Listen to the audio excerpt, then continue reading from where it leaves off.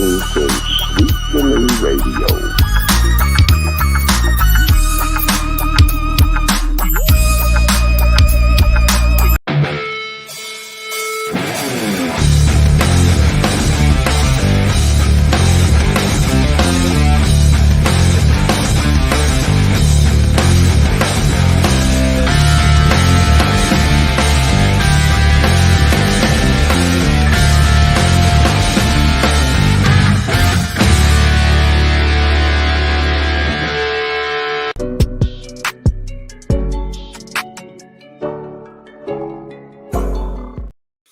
'24 NBA draft is here. We're going to get this started. We're kicking it off. It's going to be myself, Project Spurs' own college basketball guru, great fan of the show as well. Ben Bornstein's going to be with us. Coach Gio's joining with us here. Derek Gervin as well. The whole crew tonight. We're going to be with you for the entirety of the first round of the NBA draft. We're going to give you our takes. We're going to give you our analysts. We're going to just provide as much coverage as we can for all of you guys here. Appreciate everybody joining you on the live stream with us. Again, drop your comments, your questions, your takes, everything that you want to drop them in the comments. Be a subscriber to our YouTube page at Sweep the League TV.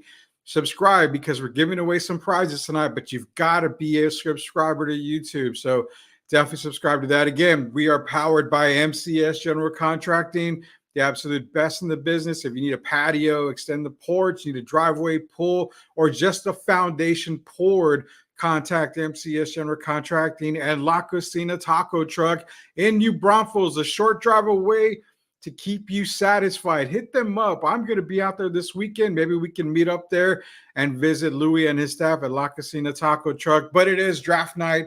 It's an exciting night. Let's bring on the crew here. First and foremost, we've got Derek Gervin coming on here. Coach Gio, and Ben Bornstein. One second here. Let me let Derek know. But Ben, being that this is a 2024 draft, it's an uncertainty draft. How are you seeing that the first couple of picks going? Because we've been seeing Reece Arcier being rumored going to Atlanta right now. That kind of messes up just a little bit in the top three, if we're not mistaken here. Sort of. I would say Reece Arcier has probably been the top target or the top predicted guy for the Hawks for a while now. Part of that is Alex Sarr took one workout and he took it with the Wizards and said, not interested in anyone else. Mm-hmm. So the Hawks aren't going to take a chance on a guy who's not even going to work out with them. So, I mean, Alex Sarr, I'm pretty sure it's a lock that Alex Sarr is going number 2. And so for the Hawks, it becomes, what is your preference of player that you want at the top? Or do you want a Zachary Reece, who's 6'8", 6'9", wing guy, bit of a shooter, good defender? Do you want a Donovan Clingan who's 7'2", huge, will protect your rim? I think they're probably going to go with the shorter, more athletic guy for now. Yeah, Reece Arcier does make a great sense for the Atlanta Hawks because let's be real, they're shopping one of the guys, and we kind of got word today that Trae Young's not going to bring back as big of a package as a DeJounte Murray will. So more than likely, we're going to see DeJounte being moved and Trae Young actually being a Hawk primarily, I'm thinking, for a little while longer. So it kind of makes sense that we're going to see Zachary Reece Arcier probably end up going number 1, which leaves number 2, Gio. Alex Sarr, again, the one team he worked out with is Washington. We did see the trade. Denny ended up going to Portland Trailblazers right now, and the Wizards got in return Malcolm Brogdon and the 14th pick. So now Washington has 2 and 14 to play around with. Portland gets Denny, which actually helps them a whole lot there in Portland. I think you're getting Denny. You're going to get a better player in Denny than you would at 14 in this draft. So that's perfect for them to do right there. But that kind of just points everything to Alex Sarr at number 2 for the Washington Wizards. No, look, he had one workout. He doesn't want to go anywhere else. This is pretty ideal spot for him at this point. I don't see anything else changing. A trade, maybe the Wizards get cute and they go somewhere else, but pretty sure they're going to go Alex Sarr here. As he's the only team they worked out. So I don't see anything else happening, but I guess you never know. Mortal lock of the century. Well, yeah, right. Yeah, it's like the lock of the century. Now, Vegas, if I'm a betting man, I would probably put money down, but sometimes Vegas can do a little, bait and switch on you, but I'm pretty sure this is where they're going. Yeah, so Sar being probably a number 2. Now, number 3, I think that's kind of where we're going to see the draft pretty much start. If it's going to be Reese Sar 1 and 2, regardless if Sar goes 1, Reese 2, doesn't matter. I think that's the way it's going to go. Woj said a little bit ago that it will be Reese. So yeah, we're getting comments here on X that Woj is basically saying Zachary Reese should be the number 1 pick heading to Atlanta. Hawks draft Rudy Campos from Central Catholic High School. I sure as hell hope not. I don't want to really pack up and move. But on a positive note, if I end up getting drafted by the Hawks, I will be close to Ben because Ben lives in that area. So I can hang out with Ben. So yeah, it is at number 1. Appreciate everybody joining us here outside the league. This is the NBA draft coverage. Again, just to run it back here. When they make the pick on TV, again, we're going to see the comments coming. We're going to know who they pick ahead of time, just like you guys do. Then what I want to do is let y'all know when they make the pick, when Adam Silver makes that pick and lets us know, that's when we will let you guys know. So again, we're not ignoring your comments. We're not ignoring anything like that. That's just the way it's going to work tonight. We will state the pick once they state it online, or not online, but on TV. So leaving at number 3, Ben, the toss-up of all toss-ups here. I've seen Reed Shepherd's name being thrown out to Houston. I said personally, if I'm the Houston FO right now, I am turning in the Donovan Clingan card because him next to Sengun makes a ton of sense right there for the Houston Rockets, knowing that they've already got some great wing play there. What do you see that Houston's going to do at number 3? Because I think that's kind of where the draft starts for us. I would agree. And I think, a lot of mocks that I've seen have them taking Reed Shepherd. I think a few have the Rockets taking Donovan Clingan. But again, you already have kind of the center you like in Sengun. Why bring another guy who may try to compete for minutes? Or are you going to put Sengun at 4 and kind of throw off the groove that he's created the last 3 years there? I don't know that Clingan is the right move, but Reed Shepherd, a true point guard who can run an offense for you. You don't need Jalen Green to do it for you. You have the coach you want in Ime Udoka. You have a real professional coach now who is going to hold people responsible and hold them accountable.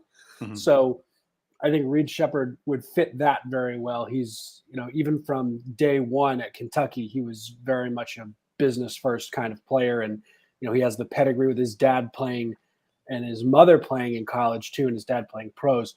So, the mindset is already there for him. Yeah. So, pretty much, I think Derek and Gio in the pre-show, they were talking about, Reed Shepherd going to Houston. They were pretty much in the mindset. I think I was the only one that maybe thought clinging to Houston would be ideal for them.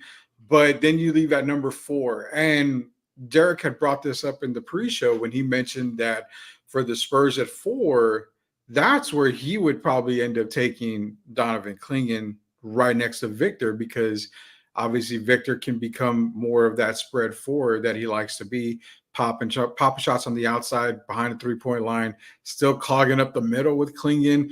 Derek, your thoughts on Clingan if he's still there at 4? You had mentioned that the Spurs would be a good fit for Clingan at number 4. Well, I think it's not even a good fit. I think it's a great fit. I just think he kind of reminds me of the hard worker, the blue collar guy. And I went back to a Tiago Splitter before. I talked about him. And I think Clingan, he's a guy that can help. And I see Gio's face, but you got to remember this. Gio, certain guys are brought in just to play a particular role. They aren't brought in to be stars. And role players are very important. They're just as important as the stars because they're the ones that have to make the biggest adjustments. But I think bringing him down here in San Antonio with Greg Popovich and these guys, the Spurs, even I can go back to the R.C. Bufords, and now they have a new GM. I just think this will be a perfect fit for him. And I think he's mature above his years. And I think he's a guy they could plug into the mix right now. Yeah, so that makes sense from Clingan coming to San Antonio. I like the kid's game, rim protector. You know, he's got some really soft feet. He really soft hands. He makes a good amount of sense for San Antonio, giving him that other big guy, because then it kind of takes out that Zach Collins, you know, kind of enigma where you can maybe move Zach Collins if you're going to make a trade. Because remember, the Spurs are going to want to move on from some players. The one guy that keeps getting mentioned is Keldon Johnson. If you throw in a Zach Collins along with Keldon Johnson, I think that's a little bit more appealing to get something better in return. Some of these teams might like that better deal than just a Keldon and maybe another pick as well, but throwing a Zach Collins in there, maybe even a Devontae Graham. I mean, there's 3 players right there you can actually move if you go in and get a Klingon. But, you know, Gio, if you're looking at the Spurs at 4, I know you're probably thinking guard more than likely, because Stephon Castle has also been rumored as a possible, you know, stopping point for the San Antonio Spurs. Listen, I like Derek's pick. It's just I would prefer someone who can also shoot the ball as well. And I know Derek hates, you know, we talked about analytics, right? Has it ruined the game, right? But I would prefer a big man nowadays, at least, to also have a jump shot. And look, he may also fit in well, kind of that Spurs mindset, and he can obviously get eventually a jump shot. But at this point, the 3-point game, pretty non-existent. And besides that, yes, the hustle, yes, the defense. I mean, he doesn't have the greatest perimeter-wise either. So I'm just wondering, does he fit maybe in that long-term effect to where, look, if he can't shoot the ball very well, is going to be very effective with Victor Wembanyama? Because obviously Victor, he's different, right? He can do many different things. And obviously you don't need all shooters, but I would prefer the big man to have a little bit. But to Rudy's point, I would probably go Stephon Castle there. You know, I know that the kid, what's his name? Mathis as well, could provide a spark when it comes to shooting wise. But I mean, Castle, I just don't think they need another big clogging the lane there, because Victor, obviously he wants to shoot more. But if Victor's in a post with another 7-footer, I don't know. I don't know, man. I mean, to me, it's kind of hard to say, because I want to bring Ben up to speed on this. I kind of made this point in the draft show, Ben, was I go towards Klingon, because if I want a point guard to run this team, it's already a young team. So why would I want to give the keys to a young point guard to run a young team? And I said, lightning won't strike twice, because we're not getting Tony Parker in this draft. So I'm all for getting, you know, golly, the Duke players, I swear. But I'm all for getting the Tyus Jones and keeping Trey Jones to run this team for a while. And that's where Klingon for me came in. But to that point, you know, do you still kind of see them maybe taking a guard at 4? I'm not going to lie. If it's a guard, man, I mean, I like the SEC Player of the Year so much that I'm willing to pay him a little bit of money out of my pocket to get him to San Antonio.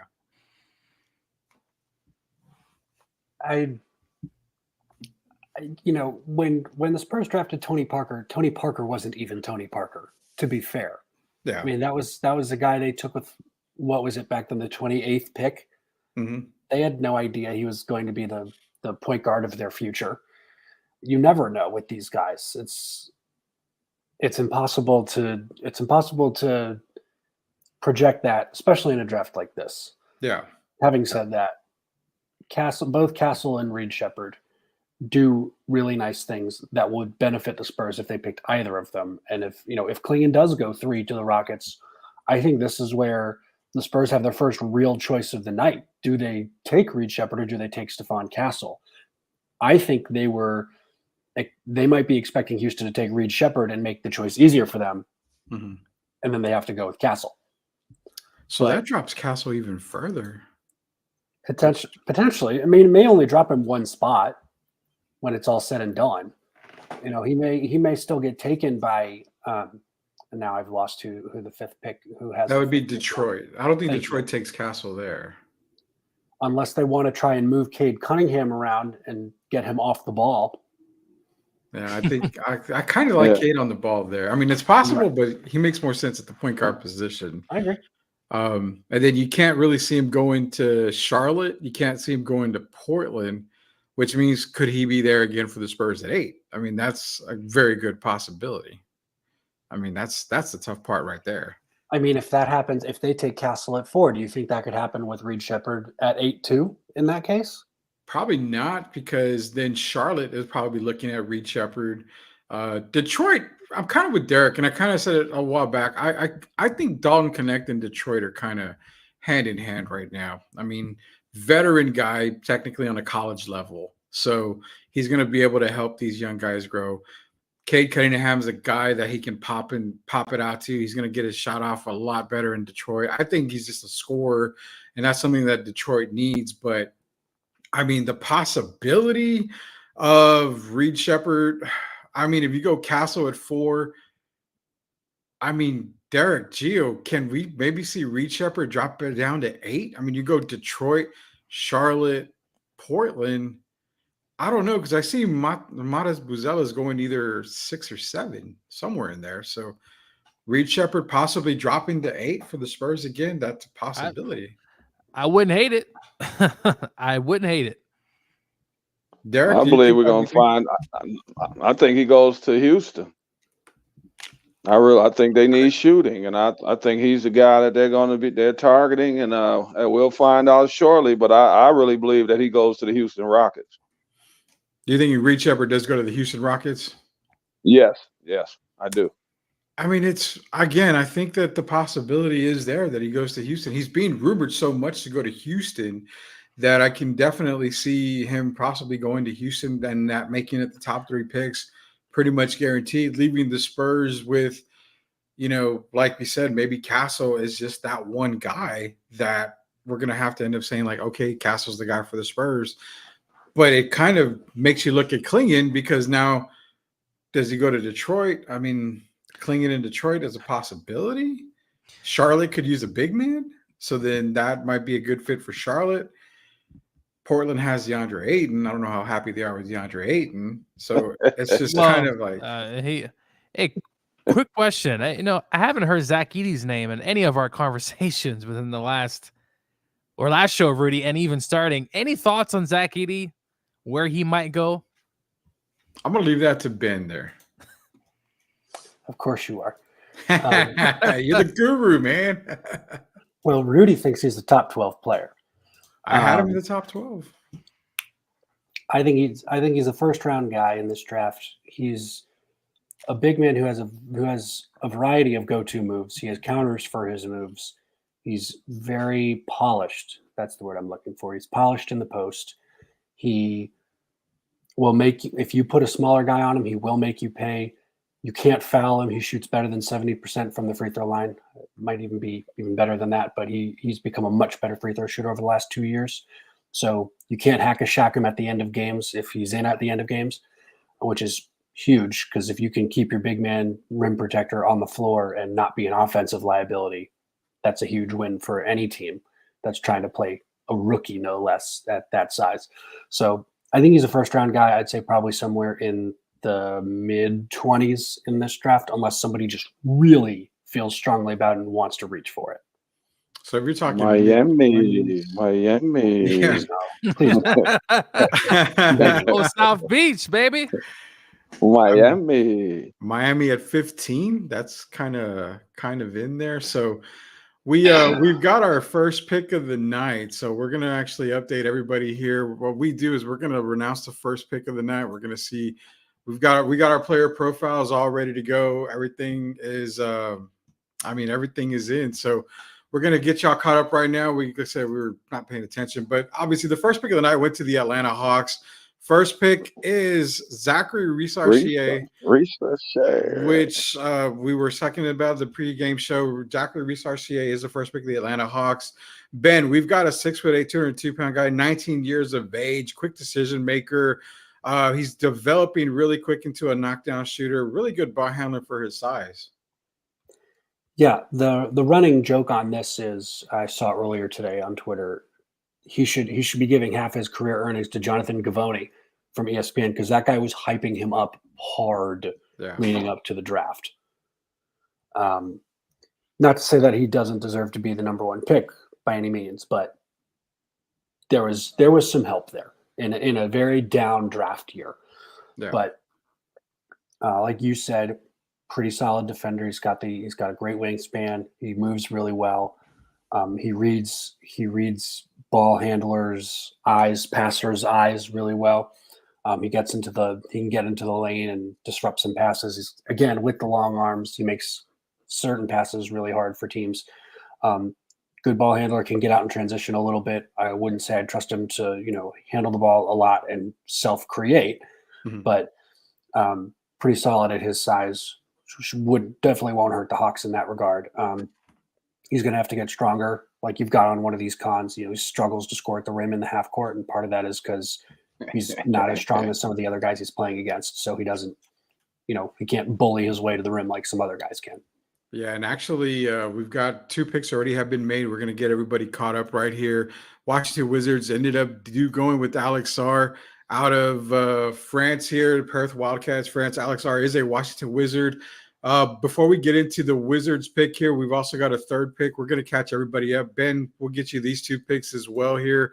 The Houston Rockets, they are following the Gio and Derek Gervin train here, and also Ben as well, because Reed Shepherd is a Houston Rocket. So now the San Antonio Spurs are left thinking, what are we going to do? So let's bring up Reed Shepherd real quick for the Houston Rockets. We'll get back into the Alex Sarr. The Alex Sarr part, we kind of see a little bit, that kind of made sense. Only one team he worked out for was the Washington Wizards, but Reed Shepherd going to Houston. Ben, give me a minute real quick on Reed Shepherd. I want to get Gio and Derek's takes on the first 3 picks here as soon as you're done, but Absolutely. So Reed Shepherd, really good shooter, possibly the best shooter in this draft class right now. Like you see there, he's a little on the shorter side. I want to say he measured closer to 6'3" at the combine in shoes, which again, Rudy, you and I have had this discussion. It only matters because you're only playing in shoes. You don't play the game barefoot. Yeah. But like you've got here, elite connective playmaker, really good passer, sees the floor well, really good touch. Always seems to be in the right place at the right time. Gets his hands in when he's digging down on post guys, disrupting lanes. He does a little bit of everything on defense. I don't know if he's going to be a step slow or not in the league, but he makes good decisions on defense and he puts himself in good positions. So pretty good pick for the Rockets, and I hate saying that. Derek, give us your thoughts. You had obviously Zachary Risacher 1, Alex Sarr 2, Reed Shepherd at 3. Give us your thoughts, and we'll head over to Gio before the Spurs pick comes in. Well, quickly on Alex Sarr, I think that's a great move for the Wizards. I don't know how he's going to like playing with Jordan Poole and Kuzma if they're still there. But I think for their future, he's a very bright ray of sunshine, basically, and a team that's trying to rebuild. And then we go to I just think he's a good guy. I think he's a mature player. At one time, they were talking about him as the number 1 pick. I think he's going to learn a lot. He's going to learn quickly in the NBA. And I think the Wizards made a great pick. And of course, you already know we talked about Reed Shepherd. I just think he fits Houston's style of play. They don't have to rush him in. He can learn on the fly during the course of the season. And I think he'll be a factor in their lineup as the season progresses. Maybe not the first half of the season, but as they wind down in the second half of the season, I think his shooting and his ball playmaking will be very important, and it'll be a definite good addition for the Houston Rockets. All right, Gio, give me your top 3. We got about 45 seconds before the Spurs pick comes in. Well, I love the Reed pick. We talked about that earlier. Rudy shot over 50% from the 3-point line. Whenever I saw him play, I'm like, he's got that dog in him, right? He's that type of player. He's going to hustle. So that pick for the Rockets. And look, the first 2 picks were kind of pretty sure we knew where that was going. And for a team like the Wizards who are trying to grow, a good thing that Derek just said, or I think it was Rudy, what's going to happen there? Jordan Poole, Kuzma, is that going to mix for a young player coming in? Because they're really ball dominant. But look, he's going to grow into his body. He's only 19 years old. And look, players are coming out differently. This isn't the Tim Duncan era where people stood, right, 4 years of college. Players are coming in very differently, different style of players nowadays. So can't wait to see him progress. And then obviously the number 1 pick, he is pretty thin. a lot of these players are thin. They're going to build into their man body. They're going to grow up in the NBA. And just excited to see what's going to happen to them. Yeah, so right now with Spurs are on the clock, and by the looks of it, they took all the time provided by the NBA. The pick is in for the San Antonio Spurs. We're going to see who it is. We're going to react to that. Obviously, we have a lot of people here in San Antonio. We do cover a lot of San Antonio Spurs basketball here as well. Apparently, Gio's a fan because he's wearing a Spurs jersey. So we're going to make sure to give him. I wouldn't be wearing this really if I wasn't. I'm telling you right now. I wouldn't be wearing an NBA jersey. Man, so we're stuck in that scenario that we've been talking about in the pre-game show and the pre-show. Gio and Derek as well as Ben, pretty much 1, 2, 3 has been solidified the way you guys have said it.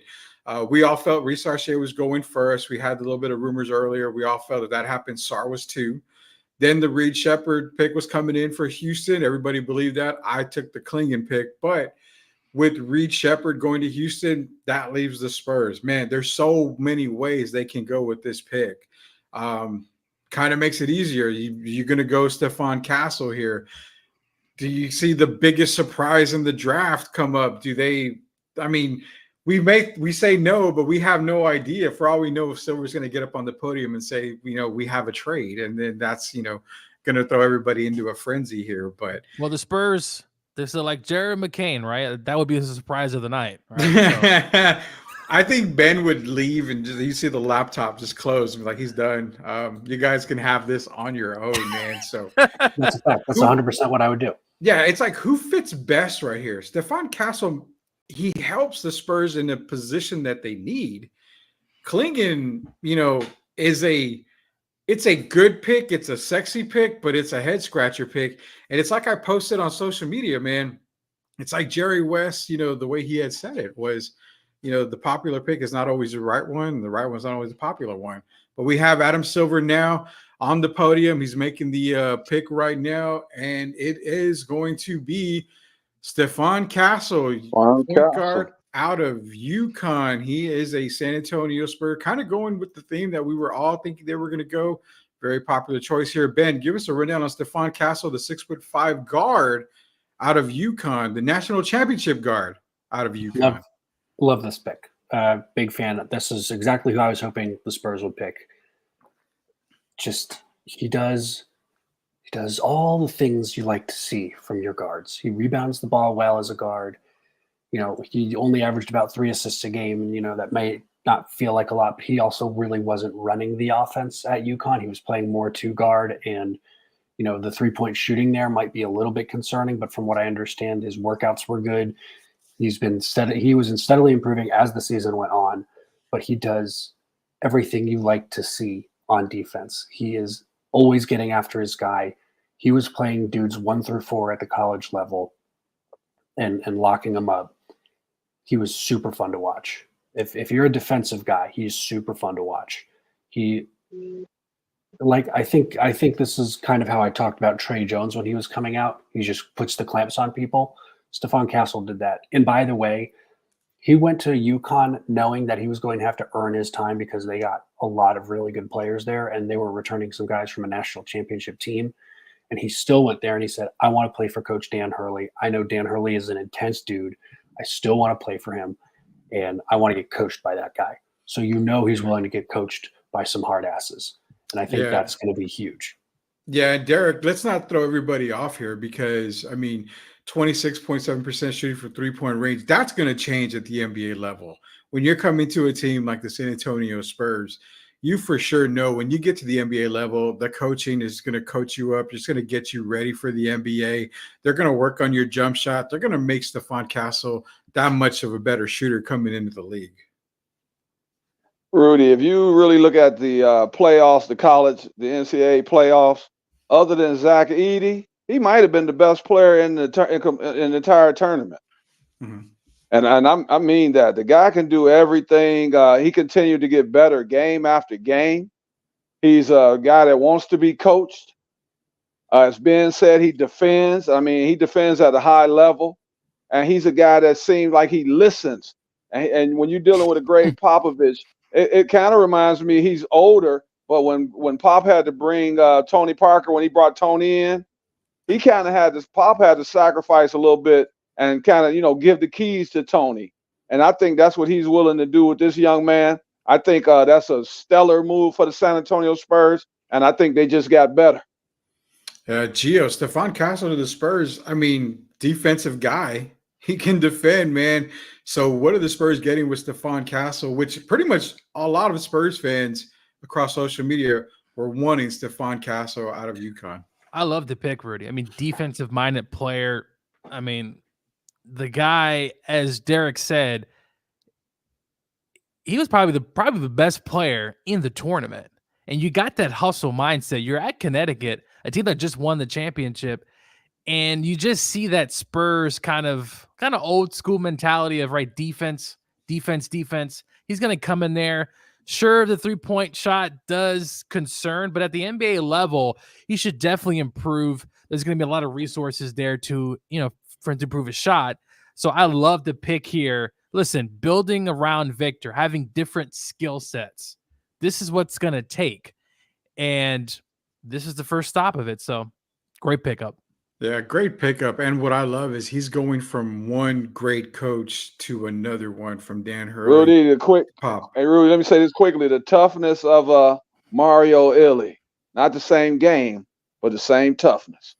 There you go. You can't. I mean, that's not a better comparison right there than you get from Mario Ellie, who Spurs fans know very, very well. The Detroit Pistons are on the clock. Go around the horn real quick here. They got about a couple seconds before that pick is in. Gio, who do you have Detroit taking right here, possibly? It's probably going to be Klingon. That's Klingon? Probably where they're going to go. What do you got, Ben? Who are you taking at this one for Detroit? Can they forfeit the pick?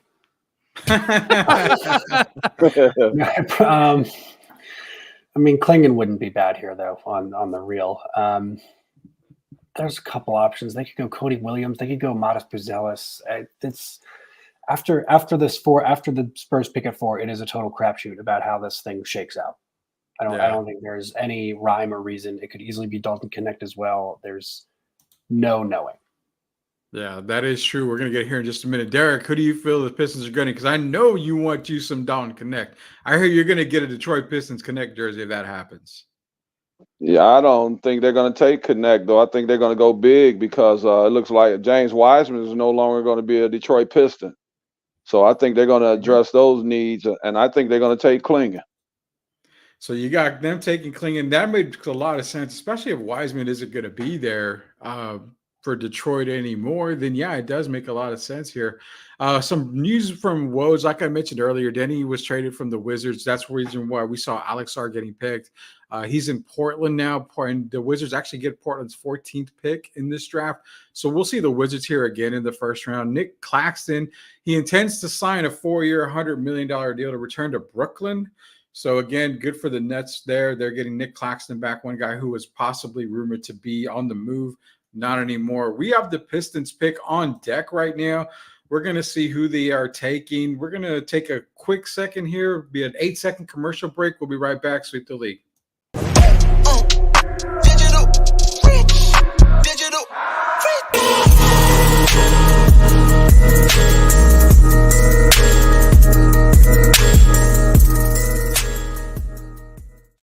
So we got some comments in here. Castle is a solid pickup. Looking forward to seeing him on the court with the team. Is he an instant starter day one? Let's ask that question while we're waiting for Detroit to make this pick right now. Possible. I'm going to say no, though. You got no from Gio. Derek, what do you think? Is he a day one starter for the San Antonio Spurs? I'm going to say by the time they go through training camp and everything, I'm going to say yes, because I believe Pop's going to turn the team over to him. Yes. All right, wow. Ben, you got to break the tie now, man. You can say maybe, and then we're all screwed for the night. I got him in now. I got to give you something. I think day one starter, no. I think as the season progresses, he will eventually become the starter. I think so. I can see that as worth. I think he's going to be. Remember when Tony got here? You had Antonio Daniels as a starter, and then Tony kind of took the reins in the little bit of the season. The possibility is there because let's be real. It's not a knock on Trey, but he's got to just play better than Trey Jones in order to be the starting point guard for the Spurs. there's Pick my is in. there's my answer. The pick is in for the Detroit Pistons, and it is Oh my goodness.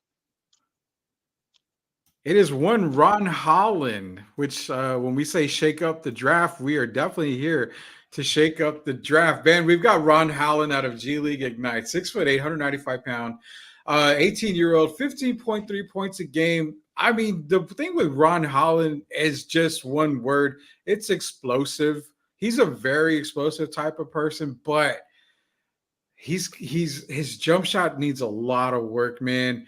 His game, to me, is about as raw as it can be right now. I think it's going to take a lot for him to get acclimated in the NBA. This is way higher than I expected Ron Holland to go, and he's going to Detroit. Yeah, this is I mean, I think Detroit knows what it wants. They want that perimeter versatility from him. I think that's what they're looking for, and they're going to get it. They're going to have to teach him how to shoot a little bit. Mm-hmm.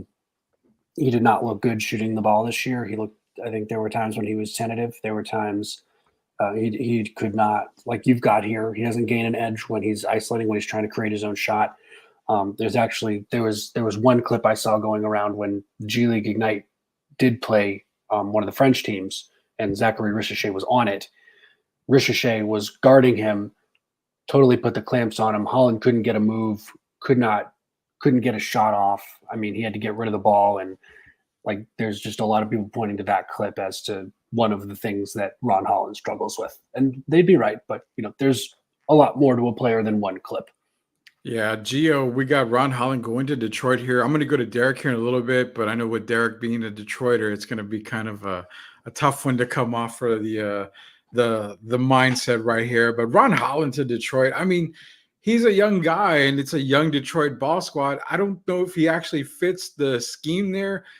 Possibilities that this could be on the move sometime later after the draft. I mean, I don't know, man. It's kind of head scratching to me here for Ron Holland. It's possible, Rudy. And they got to have a plan. You got to have a plan in place. And as of right now, we'll see in a few years if that plan made any sense or not. But look, he's an explosive finisher. I mean, he could definitely get to the basket. But as Ben said, the shooting, he's going to have to improve mightily in the NBA game.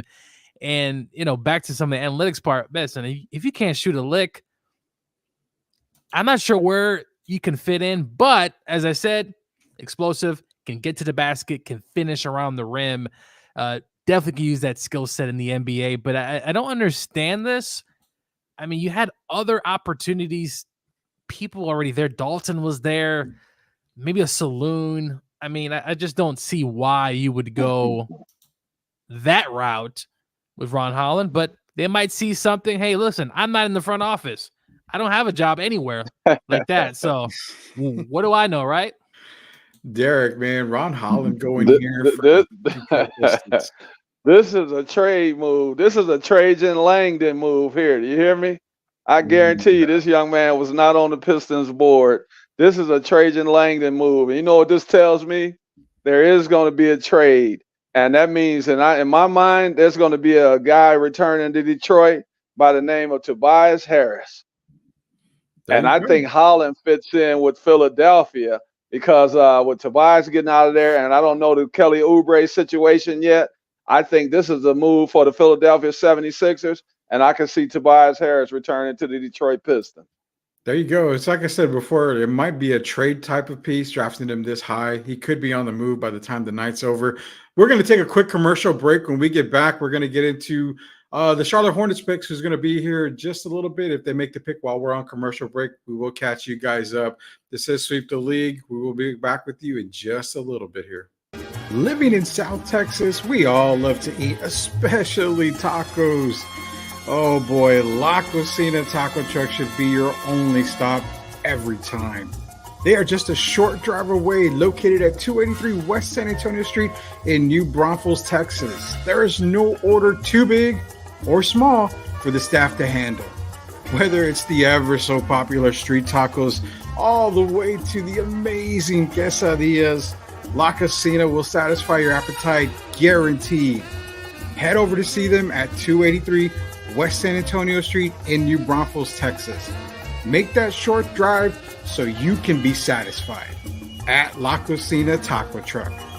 Proud sponsors of Sweep the League.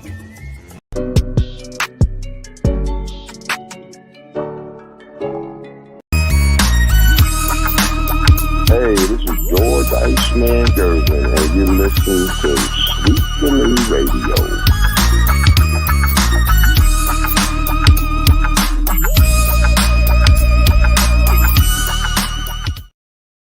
Yeah, shout out to George Gervin, Mayor, the Iceman there. Derek, I'm going to need you to text George and ask him what he felt about that Detroit pick, because I don't know if he's a little bothered by that pick as well.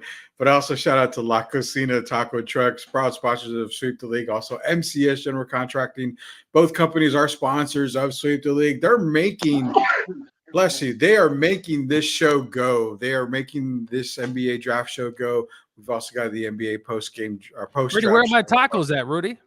I don't know if I can ship tacos to you, but when you come to San Antonio, I definitely will take you to La Cocina because they said they have healthy taco versions. So, nonetheless, man, we're going to run through the quick draft real quick. Number 1, Reese RCA, Alex Harway to the Wizards, Reed Shepherd to the Houston Rockets, Stephon Castle 4 to the Spurs, which those 4 picks we can pretty much say were easygoing, smooth as hell. Detroit came in at number 5 and said, you know what? Let me shake this up. Let me drop the bomb. Let me get Ron Holland, which Derek Irvin basically said, this is a Trajan Langdon move. I kind of made the question to everybody here, is this a move that's going to be probably on the move? It could be a trade piece for Detroit. I'm sorry. Derek made the key point there that it could be a move to Philadelphia. Tobias Harris obviously is not going to want to be in Philadelphia anymore. Him going back to Detroit for Ron Holland, maybe Kelly Oubre on the move as well. That could be something to keep an eye on, that this Ron Holland pick, as much of a head scratcher as it is, it probably is going to be a pick that's on the move. We'll find out later on today. The Charlotte Hornets are on the clock. So they've used the entire clock. The pick is in, obviously. Do they go Klingon here? I mean, Klingon's falling. I don't know. They've been rumored to be tied to Tijan Saloon right here. So, because this where we see another French guy go off the clock, I mean off the board, it's a tough thing to go through right now. It's kind of wondering what they're going to do. Can they go Dalton Connect? I mean, that would be LaMelo Ball, that would give him a running mate there. It's kind of up in the air. I did like Matas Bazulis in this position here. Real quick, guys, around the horn, Ben, where do you think that the Hornets go with this pick? I mean, I already know, so I don't want to ruin anything. Mm-hmm. But thanks, Woj, for giving us all the picks way too far in advance. But I can tell you they're not going to go for Klingon. There were talks that Portland might trade up a pick to try and get Klingon. Yeah. But it doesn't look like they'll need to, as Charlotte will keep its pick. And they're going to get a wing. Yeah. Before you guys go on the pick as well, the pick is in, and it's going to pretty much upset a lot of Spurs fans, as Frenchman and superstar, who I think is probably the best player in this draft when it's all said and done, Tijan Saloon, forward out of Chalet, France, 6'9", 203 pounds, 7'1" wingspan, 18-year-old. Finally, Charlotte has done something good in taking a player who I believe is going to be probably one, if not the best player in this draft, a locked-in defender, man. He's an athletic finisher. He does need to improve on his fundamentals as an all-ball defender. His passing game, I don't think they're going to rely on him to pass the ball much, but he is a very sloppy passer. Shooting off the ability off the dribble is going to need to be worked on. But again, this is a project pick. Charlotte's not going to be a playoff team anytime soon. It's going to allow him to develop, which is going to be good for Tijan Saloon. Give us a quick rundown on Saloon here, Ben, then we'll get Derek and Gio's takes on this. So Saloon, like you said, bit of a project play. Very athletic, though. Moves incredibly well. Pretty solid shooter now. Could probably be better. has to be a bit of a better defender. But I think with him, the other thing is, I mean, you're making a play for the future here. He's a good driver. It's a very home run pick for Charlotte. Which, if I'm Charlotte, I'm not sure how many more big home run swings I can take. You have LaMelo Ball, and even he has had issues the past couple years, and they've missed on free agent signings, and it seems like they've missed on draft picks. They have to get this right. Yeah, that's kind of where I didn't think about the project part. But Gio for Sajan Saloon and Charlotte, I mean, project picked here, and again, like Ben made the statement, they got to start making some of these picks count. Well, Rudy, you know what the issue is, right? Your boy over there, Michael Jordan, Mr. Tar Heel, screwing it up all the time. But anyway, no, he's a versatile player, a two-way player. He is very young. Look, this is not a pick right now. He's not starting day one. It's going to take time, but this could potentially be a home run in the next several years. LaMelo Ball, he's been, in and out of lineup, he's been hurt. But this is a player that can hopefully get that foundation going, because Charlotte, I mean, good Lord, they just have not been very good in a long time. Even, they made that playoff series, I think, 1 year against the Heat, but come on. What's going on with your boy MJ, Rudy? I have no idea. I mean, he's not the owner anymore. That's what's going on. Well, so this is probably a good thing. They actually made a good pick as MJ's gone, but yeah, I was going to say he's not there. So I mean, he can't say he screwed this up. I mean, it was actually a decent pick for the Charlotte Hornets, man. No, I know, but I mean, like in previous years, clearly. Yeah. Well, who did they draft last year? Do you guys remember who they drafted last year? I don't know why it's not Kai Jones. I was honestly I can't remember offhand. I can't remember either. What team did Brandon Miller go to? Oh, Brandon Miller, yeah. Brandon Miller. Yeah. You guys are I think y'all forgot. They had the guy who was third in the rookie of the year voting last year. Mm-hmm. So they're actually on the upswing. I just wanted to remind you guys. I'm not going by their past. They moved. They're on the upward trend now, and this guy's only going to enhance that. He can get up down the floor. He doesn't have to have the ball in his hands a lot. He can catch and shoot the ball. I think it's another excellent pick. It is an excellent pick. I mean, he's going to be a little bit of a project. I think he's going to be a year away from being, consistent, which again, I've even if he went to the Spurs, I wouldn't have expected him to make an impact right away. But with LaMelo Ball having Brandon Miller and now Saloon, he's got some running mates with him. I mean, Brandon Miller can be a focal point on this team, but I still think they got to nail something in free agency, man. They got to nail something in free agency, because that's kind of where I think they're going to have to get that veteran guy in here. And that's my take for the Hornets. Real quick, Derek, actually, we got the Portland pick in. Let's get the Portland pick, and I'm going to get your thoughts here on Shortland as well as Portland. Perfect. So the Portland Trailblazers, they are actually going with Donovan Clingan. He made it down to Portland. They were trying to trade up to him. Perfect. Yeah, they were trying to trade up to get Donovan Clingan. Nobody budged, and they ended up getting him right here at 7. So Donovan Clingan here, 7'1" out of UConn, national title winner, 13 points a game, 2.5 blocks a game, 7.4 rebounds a game.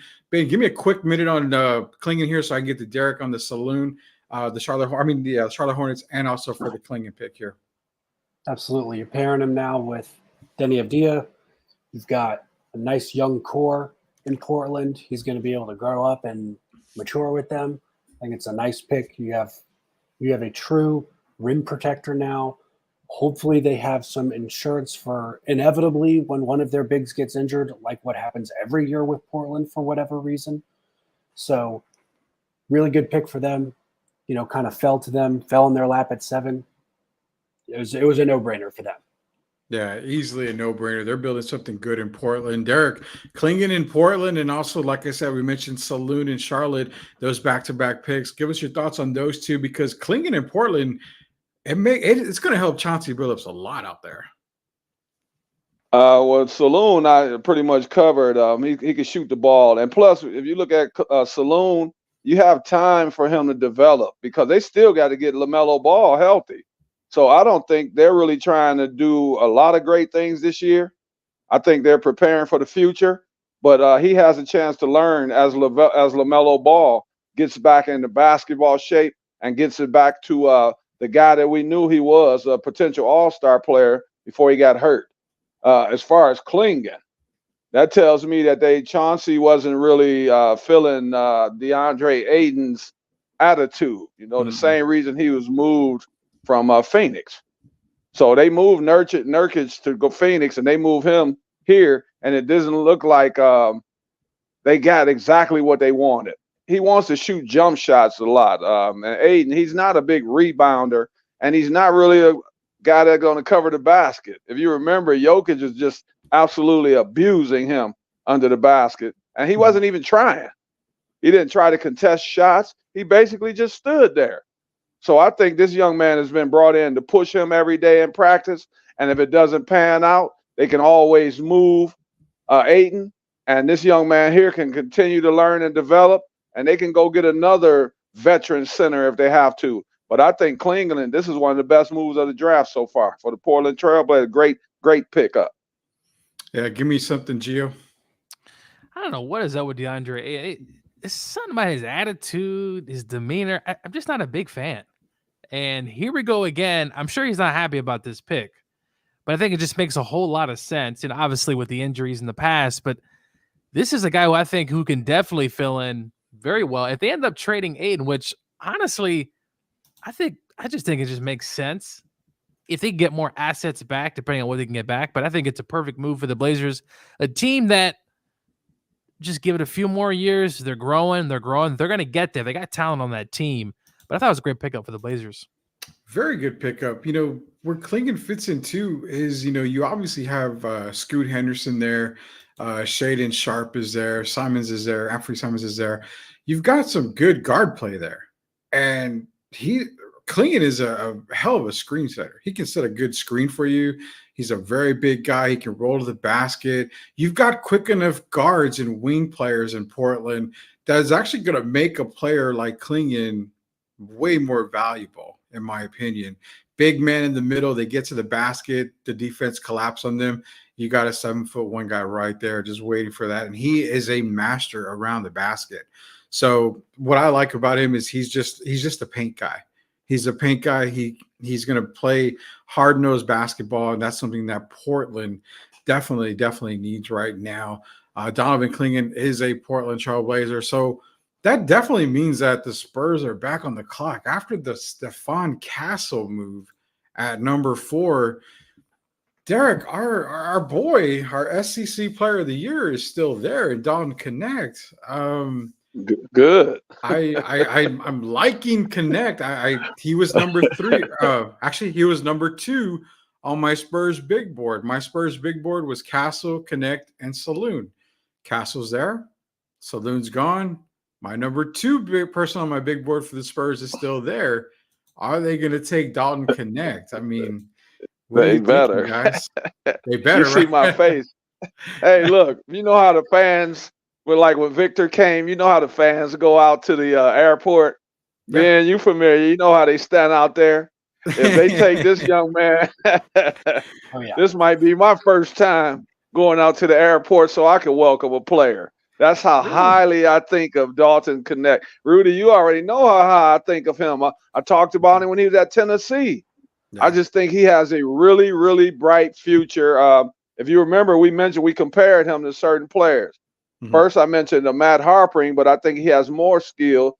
And we mentioned the Keith Van Horn. Yeah. I think this young man here can play the game of basketball, and I certainly hope the Spurs don't let him slide. This is the move for the San Antonio Spurs in my eyes. Yeah, Ben, what do you got for the Spurs right here, man? I think they're going to disappoint Derek Irvin here. Sorry, man. I don't know how you're going to feel about this, but I think they're about to upset you. I'm seeing, and it looks like there may be a trade involved too. We'll have to see if that happens later in the night. But I mean, I would have loved to have Dalton Connect in San Antonio, like you said, great shooter. He just understands the game very well, knows how to get his own shot, knows how to run to the rim, knows how to cut. knows how to use screens both on and off the ball. I loved watching Dalton Knecht play, especially because there were times at Tennessee he was their only source of offense. That team struggled to score at times, and there were times he had to go and get 30 points. He had to go and get 25 points for that team to win. Ben, I'm not upset. Rudy will tell you I'm not upset with this. Well, Okay. go ahead, Rudy. Oh, you're good. San Antonio Spurs have made the pick, and it actually is a guy that's been tied to the Spurs, and not my favorite guy, but definitely a favorite of a lot of Spurs fans here. That is Rob Dillingham out of Kentucky, is now the newest San Antonio Spurs. So they go back-to-back point guards, and again, I think this is like Ben made mention. Rob Dillingham here, I feel one of these guys is on the move. It actually might be Dillingham. You might see a team later on in the first round that wanted to move up to get Dillingham. Probably weren't able to. So Rob Dillingham right now, as of right now, is a San Antonio Spur at number 8. 6'1" guard, man, point guard, 19-year-old. Man, a silky smooth playmaker off the dribble. Very good shooter. I mean, he's a guy coming off screens that can just doesn't need a whole lot of space to get his shot off. Plays some pretty good defense, but he needs to work on his defense to be a very good defender in the league. Passing is not to point guard standards by all means, but again, you're getting a point guard that can score. Give us real quick a rundown on Rob Dillingham out of Kentucky. So like you said, really good shot maker, good shot creator. There were a ton of times at Kentucky when that offense was sputtering at the end of a shot clock. He was the guy taking the shot, and a lot of times he was making the shot. So you should get a lot of credit for that. You could argue that the assist numbers aren't there because some of the other guys on his team weren't good shooters. You know, basically the exception to that was Antonio Reeves and Reed Shepherd. Yeah. Those were his two good shooters.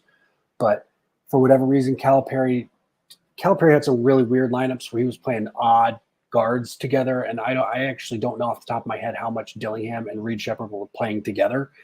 I imagine it would have been actually very fun to watch them play a majority of minutes together. They probably would have fed off each other very well.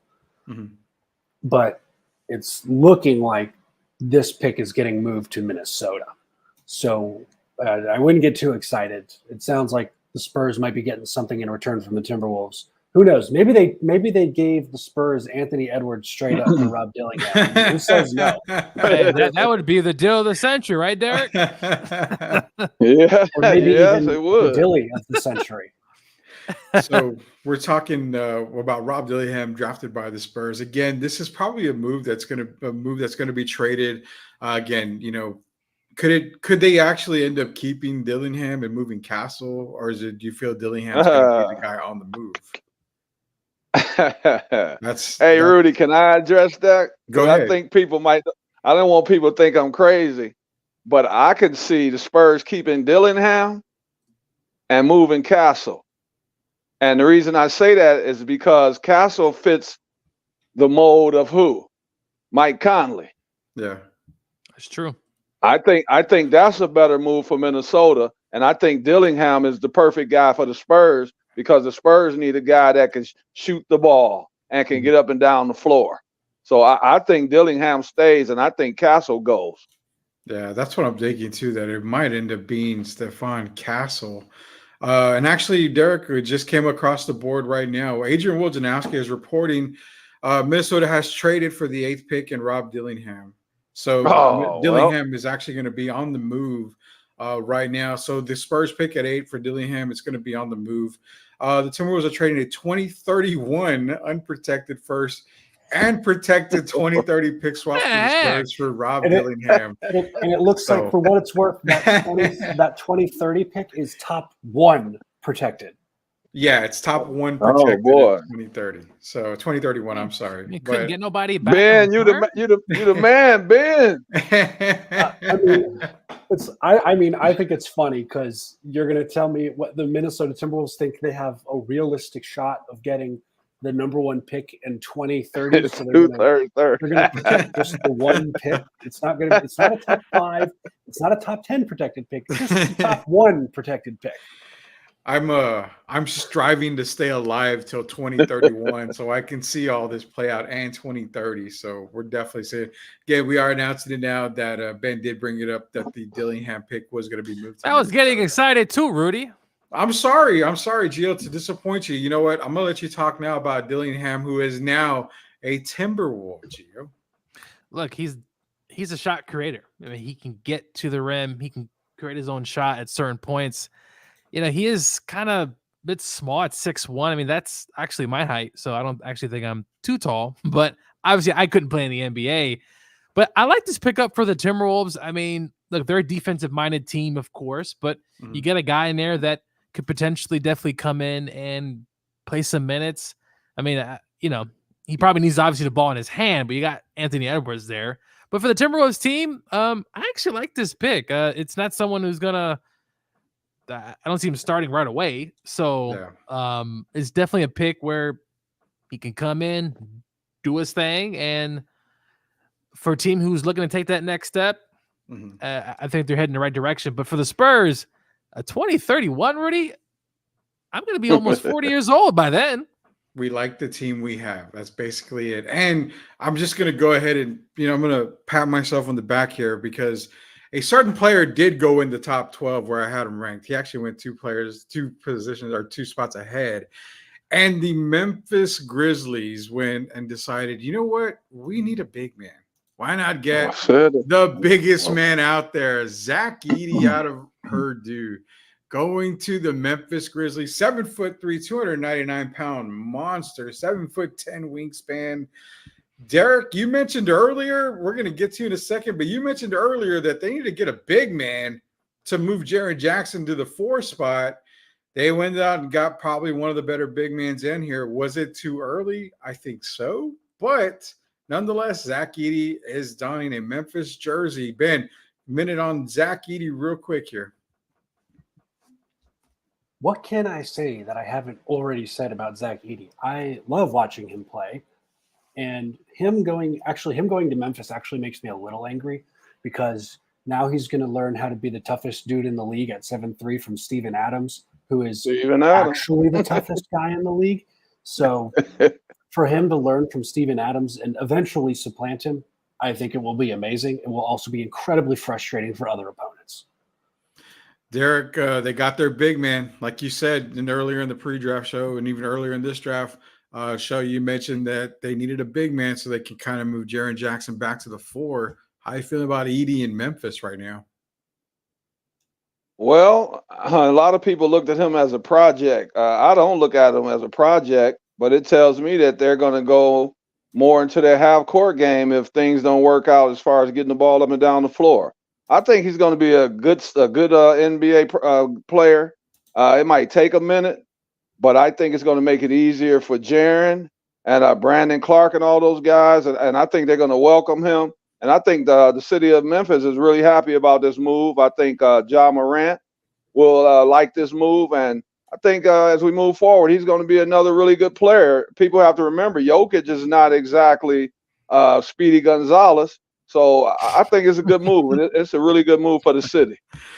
I do like that move. The Utah Jazz, Gio, they're on the clock right now, and actually the pick is in for Utah. Lauri Markkanen, we've been hearing rumors about him maybe being moved.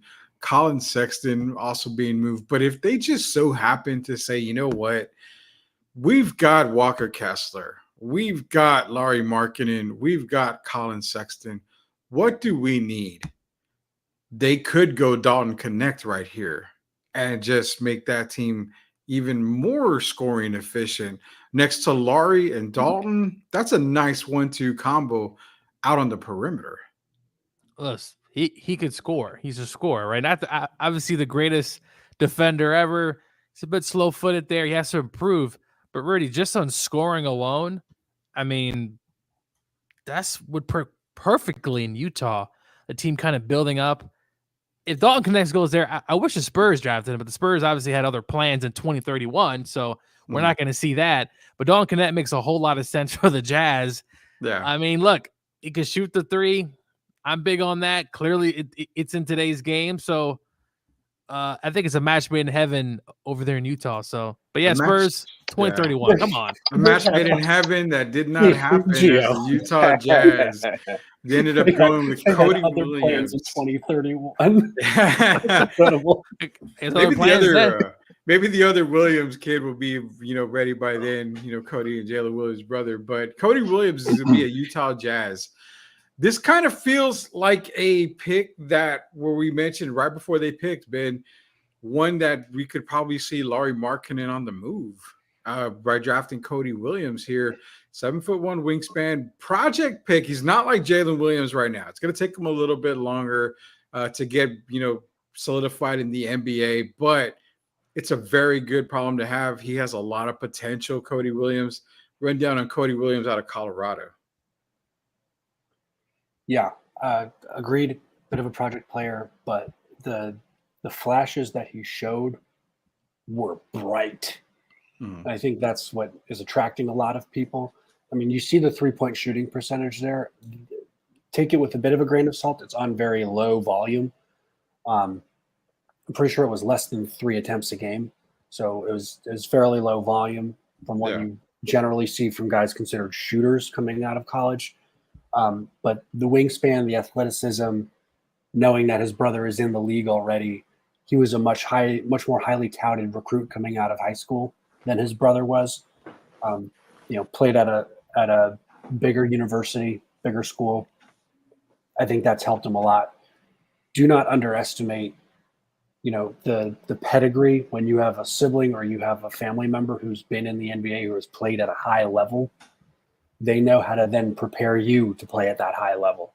And obviously they won't be together on the same team doing it all the time, but they will be able to swap stories, things like that. So I think very good pick for Utah, but they're definitely playing the long game with that one. I don't think this would signal a Lauri Markkanen move. They don't play the same position, although I think Utah might be looking to get rid of Lauri Markkanen anyway. I just don't think this move signals that.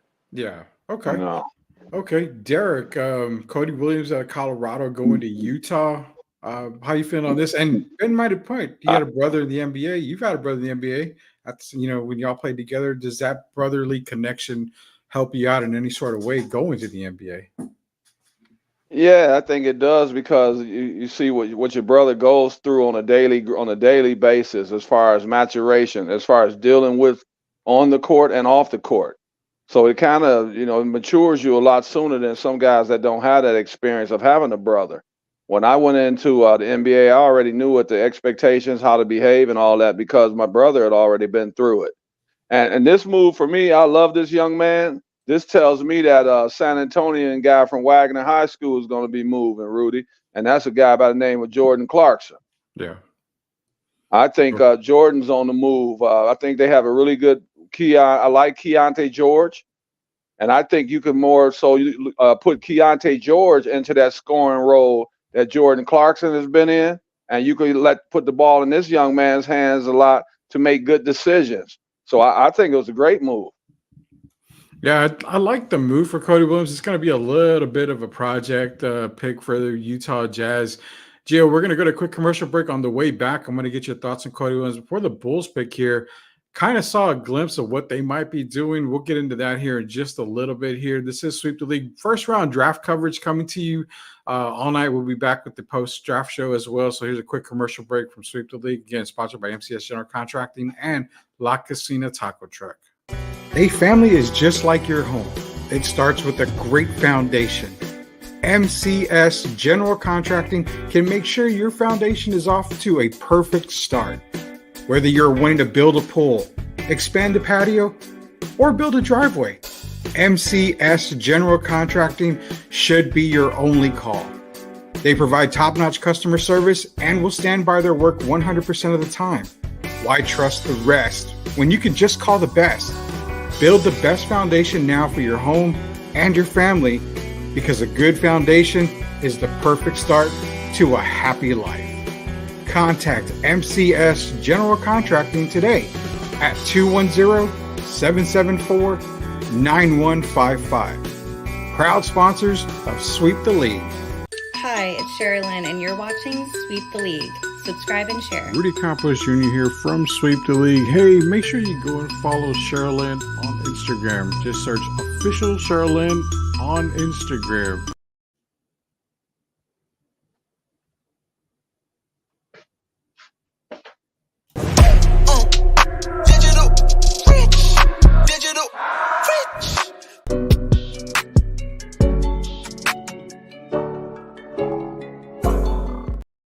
Welcome back to the live coverage of Sweep the League's NBA Draft 2024. Joined by Coach Gio, Derek Gervin, and Project Spurs' own Ben Bornstein, our college draft guru here. Gio, we saw Cody Williams at Utah here. Bulls are on the pick. Give me a quick insight on how you feel about Cody Williams being part of the Utah Jazz. A pretty good pick. I mean, look, he's not going to start right away. It's going to take some time, but having a sibling in the NBA, I'm pretty sure that works wonders. They could definitely work out in the offseason. I'm sure they already do. But I think he could be a pretty good dynamic playmaker once things get rolling. And for a Jazz team, I can tell they're definitely building something there. I love George. I think he's a really good player, and he's going to be something special in the next few years. But love to pick up for a team that's definitely building. A few years ago, Rudy, they kind of gutted the whole team. We kind of wasn't sure where they're going, but you can see something brewing there in Utah. Yeah, I do like that brewing in Utah. And, Derek, you mentioned about Jordan Clarkson probably being on the move. He's been a name that's been tied to possibly some trades in the offseason. So I like that Jordan Clarkson, the move could it be back to San Antonio? I don't know if it'd be back to San Antonio, but I do think he's going to be on the move, definitely out of Utah. With Cody Williams' pick here, but they're building something nice in Utah. That's for sure. I don't doubt that at all. Do you give up marketing? If you building like this, why would you give up your best player? That's the only thing I'm trying to figure out. I mean, I don't know. Marketing is the best player, but everybody would pay a pretty penny for Larry Marketing. I know probably the Spurs would if they had the opportunity. Remember they had Danny Ainge there. We're talking about a brilliant mind. So, Danny's the type that started looking at the big picture, and I'm not going to give up my franchise player and send him somewhere else, and then I end up regretting it later on down the line. Yeah. Well, the Spurs their focus is 2031, so, we won't really get anything. You're never going to let that go, are you, man? You're never gonna. It's kind of mind-boggling to me. Sorry. So the Chicago Bulls are going with what's kind of considered they kind of said a local kid. He's from there. He is from there. So yeah, it is Matez Buzelis. Again, I mean, nice project picked here. I do like Buzelis' game. Definitely out of G League Ignite, 6'8", 197-pound player. He's very versatile on the offensive end. He can develop better jump shot, savvy player, good team defender. But if you're asking for him to be a solid one-on-one defender, he's not that guy. I mean, he can be a team type of defender, but not a one-on-one defender. Again, another project pick. Can get to the rim, but has trouble finishing at the rim. Ben, Matez Buzelis for the Chicago Bulls right here. Like you said, I think we're going to say this a lot this draft, but he's a project pick. His upside right now is probably as a strong role player. The Chicago Bulls are in a really weird place. I'm not sure that's going to help him. I know Billy Donovan is a pretty good coach. He's developed guys and gotten them to the NBA when he was at Florida. So hopefully he can take some of that. He'll be able to help Matez Buzelis get there, get to a level where he can be a consistent NBA contributor. Again, it is incredibly hard to evaluate how well or how badly guys played with G League Ignite. That team was atrocious, even by G League standards. And it was, I just don't think they were very well coached. And I think that plays a role in it. And, Buzelis getting to the NBA, getting some NBA coaching should help him. Yeah, definitely. It's going to be definitely be an interesting thing. And it's kind of with the Caruso move, Buzelis kind of fits right in there. Now that Caruso is not there, obviously they got Josh Giddey in return. We still don't know what's going to happen with DeMar DeRozan or Zach LaVine. Yeah, Derek going for Matas Buzelis for the Chicago Bulls. What are your thoughts on that? And we'll get to Geo's as well here. Well, you mentioned him not being a one-on-one defender. I don't think Lonzo Ball is a great one-on-one defender either. Yeah. So it's kind of, I mean, you have to give up something. This tells me that they're going to still go after a veteran, possibly, I believe, and kind of groom this young man. But I think Zach LaVine is no longer going to be a Chicago Bull when it's all said and done. And this guy's going to be insurance. I think they're going to go ahead and send LaVine somewhere else for a veteran, and that veteran is going to tutor this young man. And then I think we're looking at a player that's going to be a really good player 3-4 years down the line. So I think it's a good move for Billy Donovan. I think it's a good move for the Chicago Bulls. Yeah, it's a really good move. Gio, give me a couple. Give me thoughts right here, real quick. We got a special guest coming on right now, so give me a couple thoughts, brother. No, I think pretty good. Look, it's a project picked. Getting a veteran there to kind of toolage, as Ben said, the Ignite thing didn't end well, clearly. So, do we really know what these players are going to look like in the NBA? I have an idea, but you never know, right? This is the beauty of the NBA draft, Rudy. Sometimes you just don't know. You pick up someone, you never know, and boom, they play very well. But Chicago, man, I just, if LaVine is gone, who knows what's going to happen with DeRozan? It could be bare bones, right? With your two top stars potentially not being there anymore.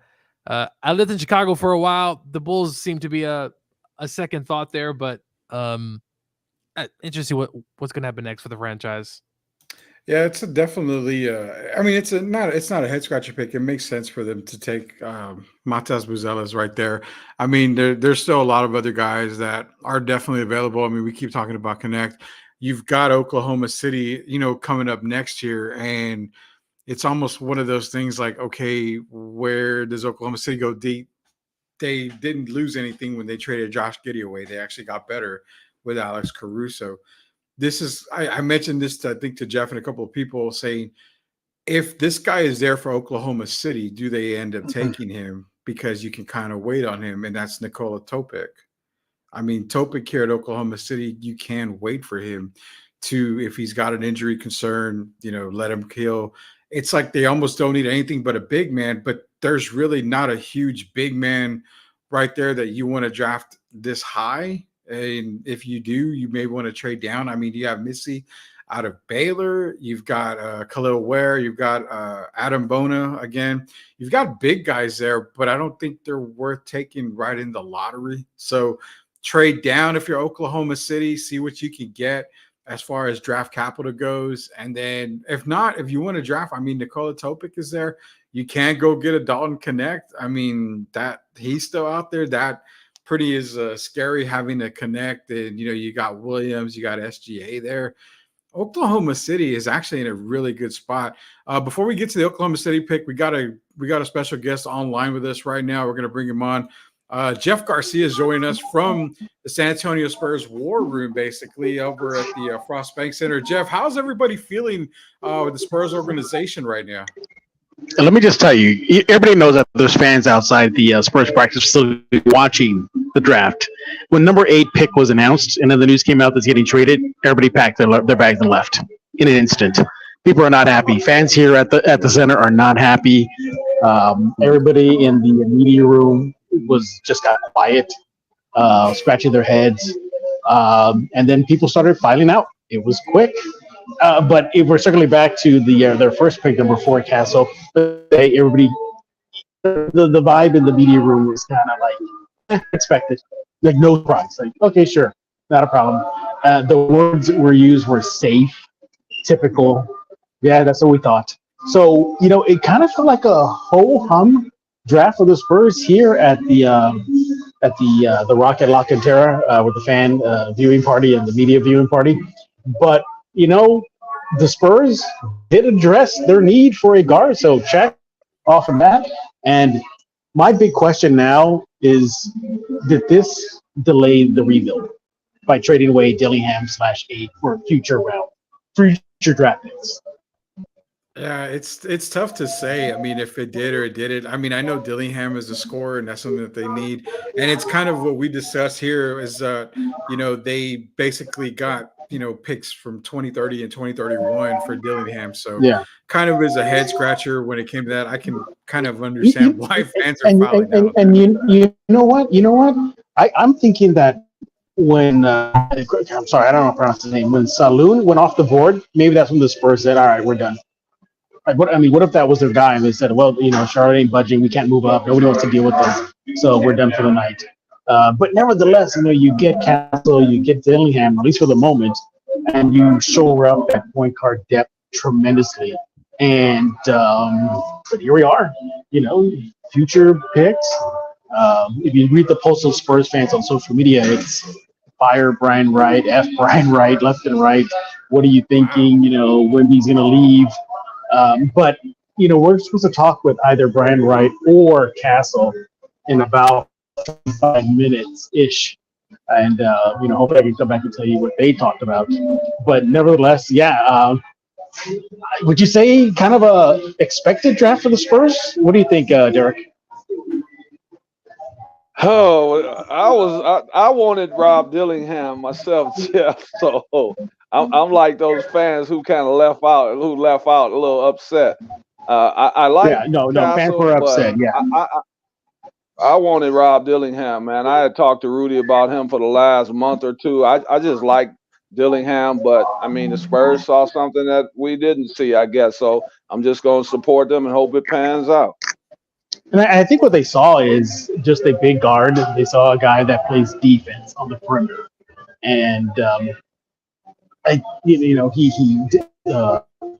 Castle spoke at the NBA Draft Media Day. And he told everybody, "No, my shot is fine. It's fine. It's fine.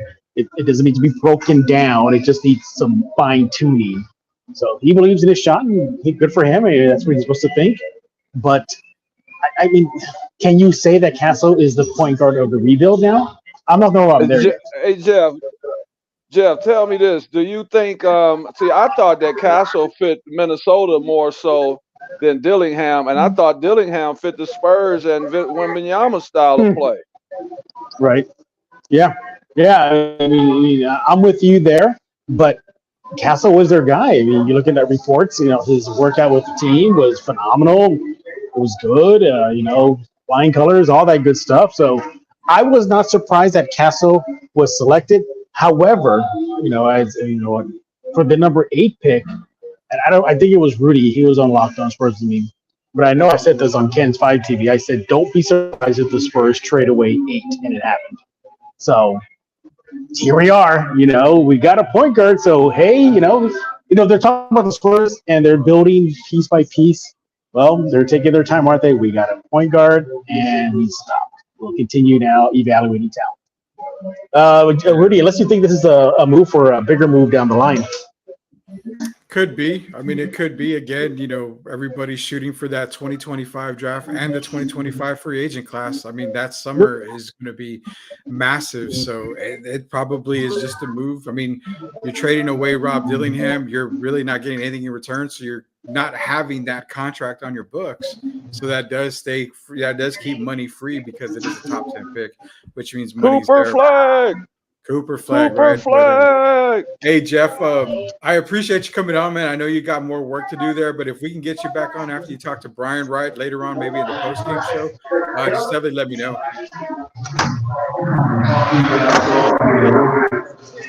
If you can hear me, Jeff. I'm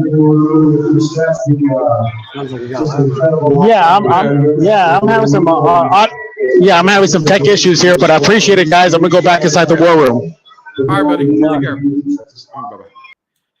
Yeah, that was Jeff Garcia of Locked On Spurs giving us some insight on the war room. I mean, people walking out of the Rocket, I mean, I don't know, man. It's a Wednesday night. Maybe it's just late. Isn't That's there not bedtime. ladies' night somewhere? All the ladies are going, all the men are traveling with them there. But we got to catch everybody up, man. I mentioned this guy as a possibility for Oklahoma City. I guess the fortune teller is true. They went ahead and went with Nikola Topic, 6'6" guard out of Serbia. And again, I think probably when healthy, the best point guard in this draft.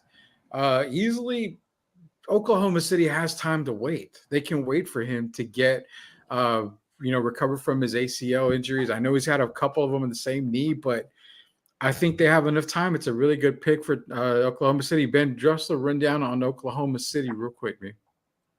Well, it's funny. I've already seen people making the joke that OKC traded a good passer and a bad shooter for another good passer and a bad shooter. Giddy, thank you, sir. The exact same player. So they got Giddy, but what, 2 or 3 years younger? So, but this was a guy who was probably a top 5 pick if he didn't have the ACL injury. And it should be noted he's had 2 pretty serious knee injuries in his season. I'm sure that raised a lot of red flags, and that's one of the reasons he's not in the top 10. But he also has to be a better shooter. He is a fantastic finisher, though. He finds very creative ways to finish when a guy is looking like he's about to block him, when he can't even see the rim. It's that part of his game is fantastic, but the shooting has to be better. He's a pretty solid shot creator for others. Maybe not as much himself, but he's a solid driver too. But again, we have to see what he looks like when he comes back from the ACL injury. Yeah. Hey, Gio, for Nikola Topic to Oklahoma City. And then when you get done here, we've got Sacramento's picking. They actually made their pick, so we'll get to them here in just a second, man. But what do you got on Nikola Topic for Oklahoma City? I thought it was a good pick. I mean, look, 2 severe injuries. He's 18 years old, so he's obviously young, and sometimes your fortune can change. And we've seen in the past where some players, right, they get hurt for a little bit, and then surprisingly they're particularly healthy throughout their career. So definitely a red flag there. But listen, he's a finisher. He can get to the basket. He can do a lot of things there. Obviously, shot-wise, has to improve. But for an Oklahoma City team, Rudy, that is, I believe, there. This is another project pick, and who knows, the next few years, he could be a star there. But I thought a really good pickup for a team that was just 2 games away from the Western Conference Finals. So just adding more to their arsenal.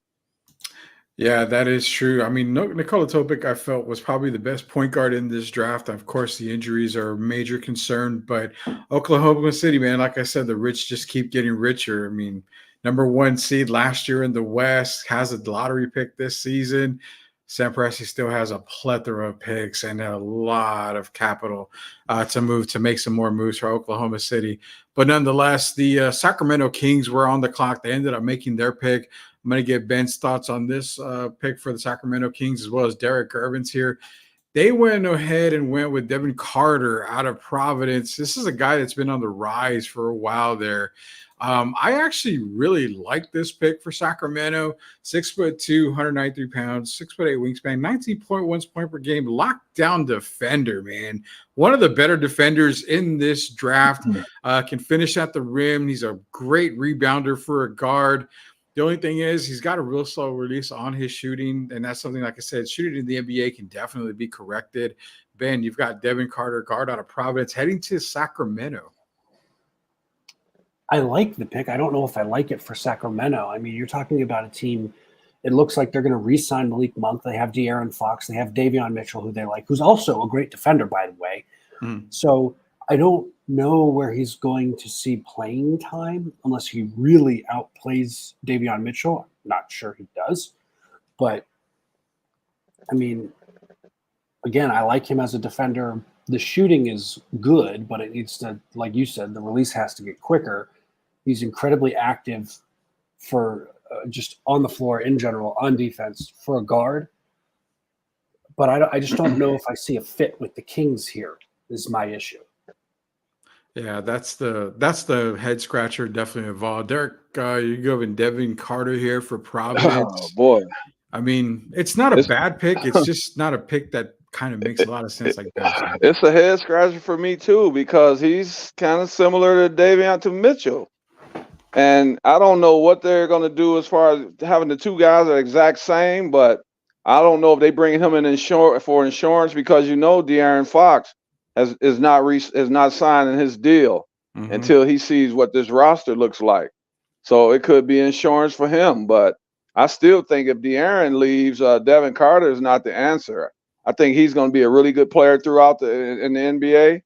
but it's a head scratcher when you already have Fox and you have Mitchell. I don't. I'm like Ben. I don't understand it, but they must know something we don't. Maybe they're going to use him in the trade. I think a lot of these picks already in the first part of the draft. I mean, it kind of feels kind of what you just mentioned is that it feels like some of these picks are going to be used as trade pieces.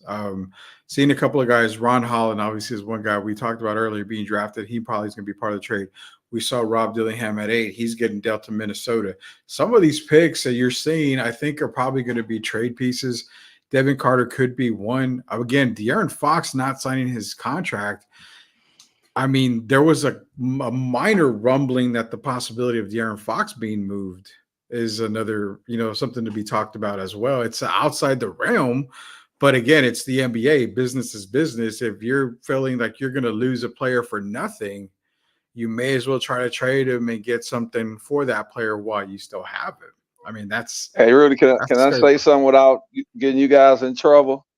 Yeah, I don't mind that. Castle's going to be a guy they're going to be bringing off the bench in 2025, 26, because you know who's going to be playing here in 2025, 26? De'Aaron Fox. Yeah, I could definitely see. I just want you to remember this guy. You guys remember I said that. I wouldn't hate it. Can we bookmark his wife is from San Antonio, yeah. Reese Caldwell. Her dad did a lot in San Antonio, Ray Caldwell. And he also just had 3 young ladies, 2 from San Antonio and 1 from Dallas, come down to his basketball camp. The De'Aaron Fox, he flew them in. So just remember, I said next 2025-26, De'Aaron Fox will be a San Antonio Spur. So Derek Irvin calling his shot. We got it live on stream. It's going to be played. It's going to be played left and right, man. Portland is making their pick. That pick is in for Portland. This is kind of when we get into the for sure Ben Bornstein type of the draft here, because I've seen some of these guys. I haven't seen a lot of them, but Bub Carrington out of Pittsburgh, guard, 6'3", 6'8" wingspan, 13.8 points per game, shot 32% from 3-point range, about 4 assists a game, 5 rebounds a game. His mid-range game is going to be money in the NBA. I think that's where he's going to make where he's going to secure the bags with his mid-range game. He can make his shot selection is just crazy. You can see it on Pittsburgh's frame there, but really on the small side for 6'3", he needs to bulk up a little bit.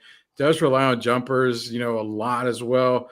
Struggles to get off the 3 as well on the catch and shoot. But Bub Carrington being drafted to Portland, not a bad pick, but I think it's still a pick that again maybe moved with the guards that they already have there. Yeah, I was just going to say another weird fit with all the guards they have. Potentially a long-term play, a project play for them. He does have the upside. Like you said, he has to get a little stronger. He doesn't really get to the rim all that well. The mid-range is great. The three-point shooting, he has to improve a bit. And I think, like you've got down here, he's got to do it. He's got to be better off the catch because right now it doesn't look like he would probably be the guy initiating a lot of the offense, and he would be a little undersized if he's playing at the 2.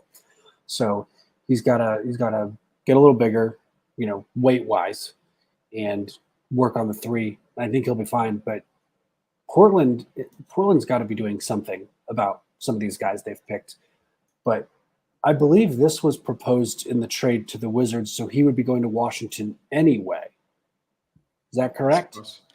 So Washington got they sent Denny and the 14th pick. So no, I mean they that sent would be, Denny. Okay, yeah, I couldn't remember who sent. Okay.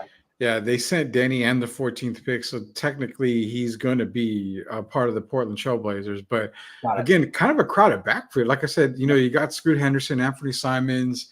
Who else is there? Shaden Sharp is there. Chris Murray is there as well. So, I mean, you've got a lot of backcourt already in Portland. It's kind of a head scratcher. Is he a part of a piece? Could we maybe see Jeremy Grant on the move possibly? Maybe Bub Carrington is going to be there. I don't see it. But let's not forget, I mean, they ended up getting Klingon. So could he be a part of a DeAndre Ayton trade that might be in the works? So that could also I could possibly become a Geo. Bud Carrington to Portland here kind of has the feeling that it might be a trade piece. DeAndre Ayton might be on the move now, but what are you thinking on Bud Carrington with Portland, man? Well, I did talk about Aiden earlier, where I could see a scenario which they would trade. So, Bub, it definitely feels like a potential trade.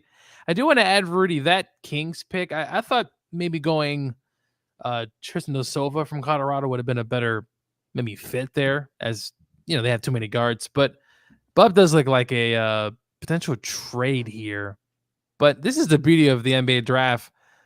Trades, not so much in the NFL draft, but the NBA, you hear today, gone tomorrow. So, we'll see. Yeah, we are definitely going to see. We've got the Miami Heat on the clock. I think the pick is in. It should be in. They're already done with the clock. We're going to take a quick commercial break here where we come back. Miami 76ers on the clock. Dalton Connect to Philadelphia. I just looked at that and I thought, man, could that really, really be happening for Philadelphia? Who knows? We'll find out when we get back here. Sweep the League. Derek Irvin, Coach Gio, Ben Bornstein, Rudy Campos Jr. We'll be back from this quick commercial break. Living in South Texas, we all love to eat, especially tacos. Oh boy, La Cocina Taco Truck should be your only stop every time.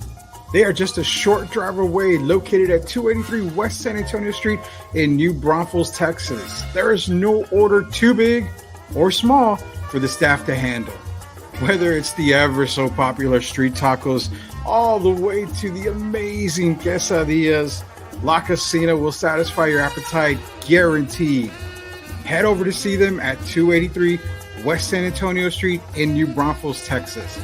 Make that short drive so you can be satisfied at La Cocina Taco Truck. Proud sponsors of Sweep the League.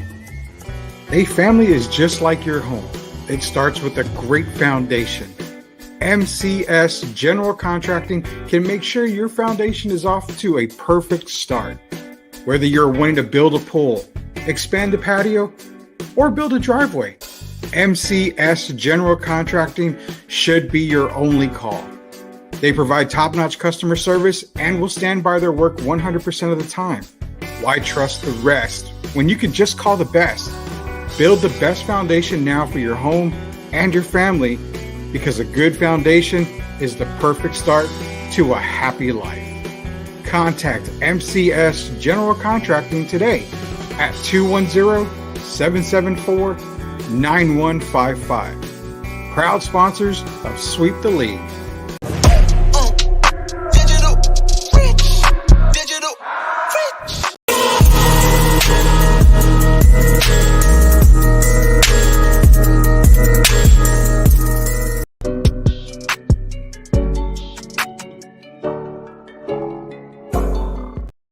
Yeah, welcome back to the first round coverage of the 2024 NBA Draft. Sweep the League is with you all night. We will do a little post draft show as well, kind of go over some of the picks there. It won't be a very long show, it'll be a very short one. It's Coach Gio, it's Derek Irvin, it's our special guest, Ben Bornstein. We were joined by Jeff Garcia, who was letting us know how it's going on in the war room for the San Antonio Spurs.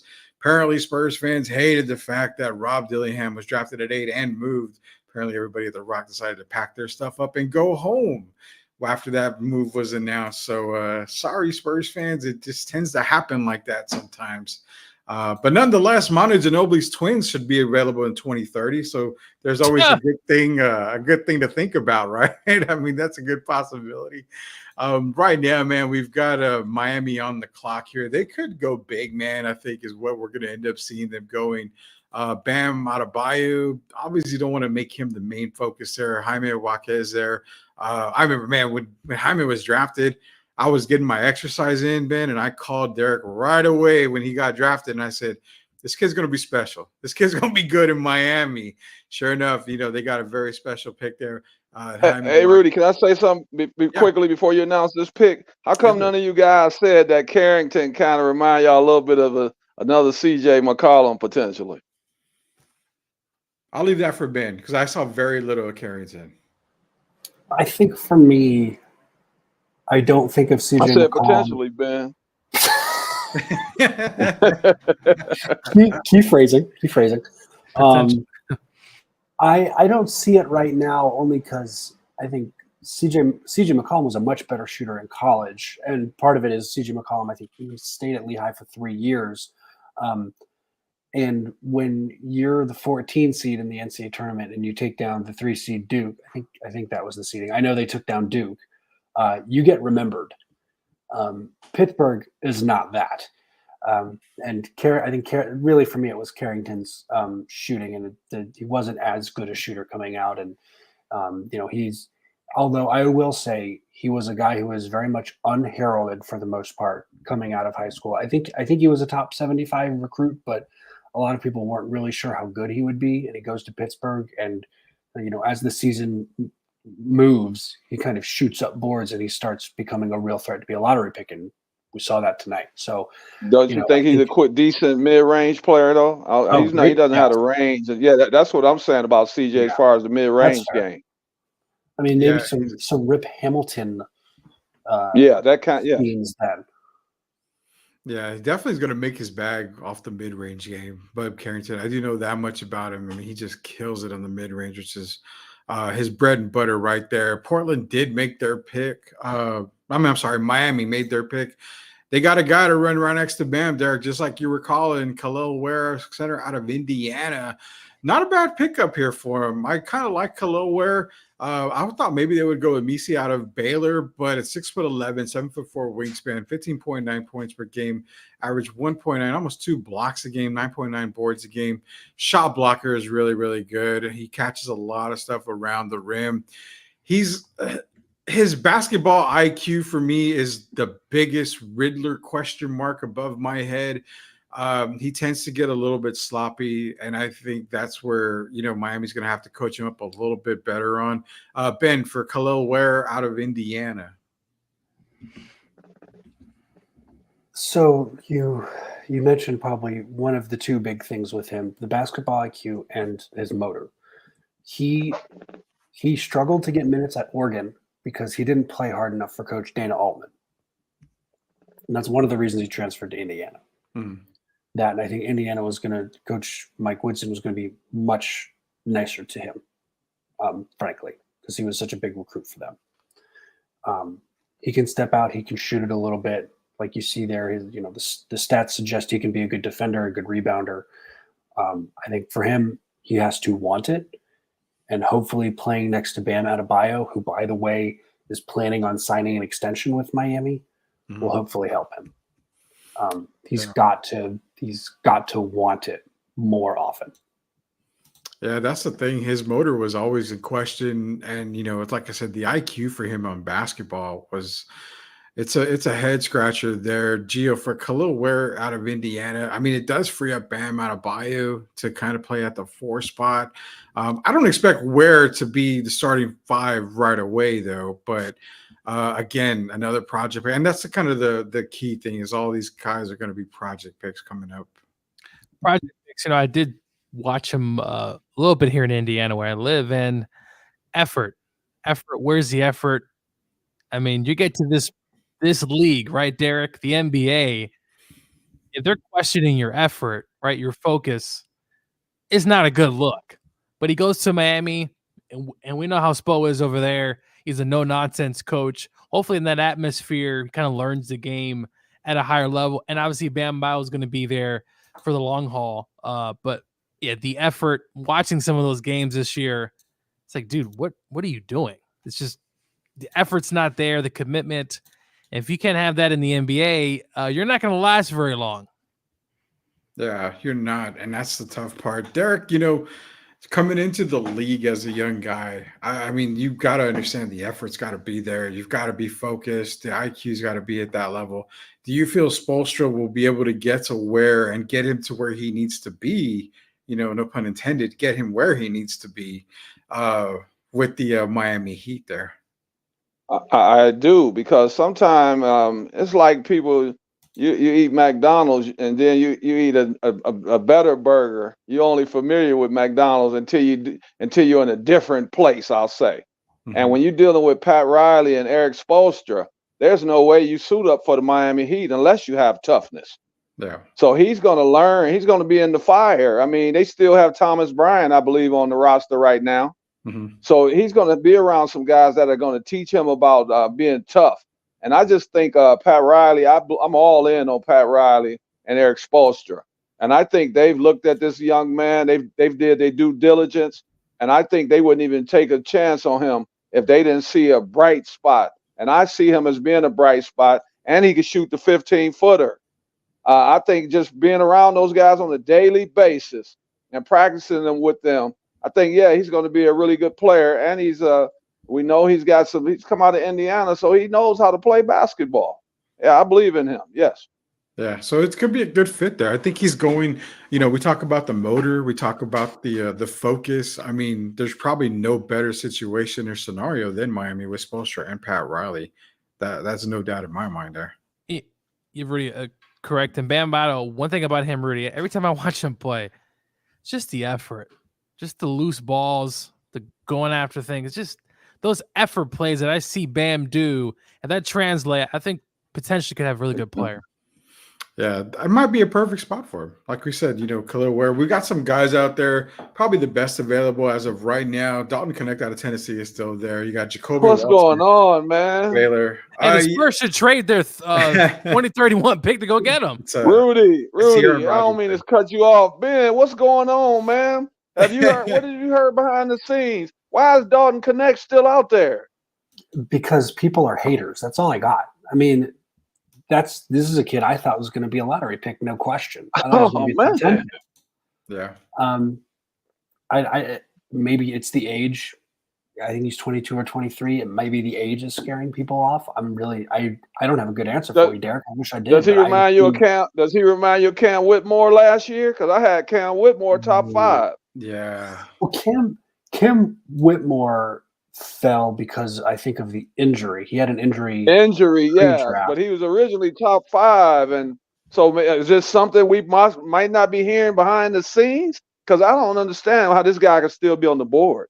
I agree, and I think the worst part is if Philadelphia gets him, that's where I'm looking.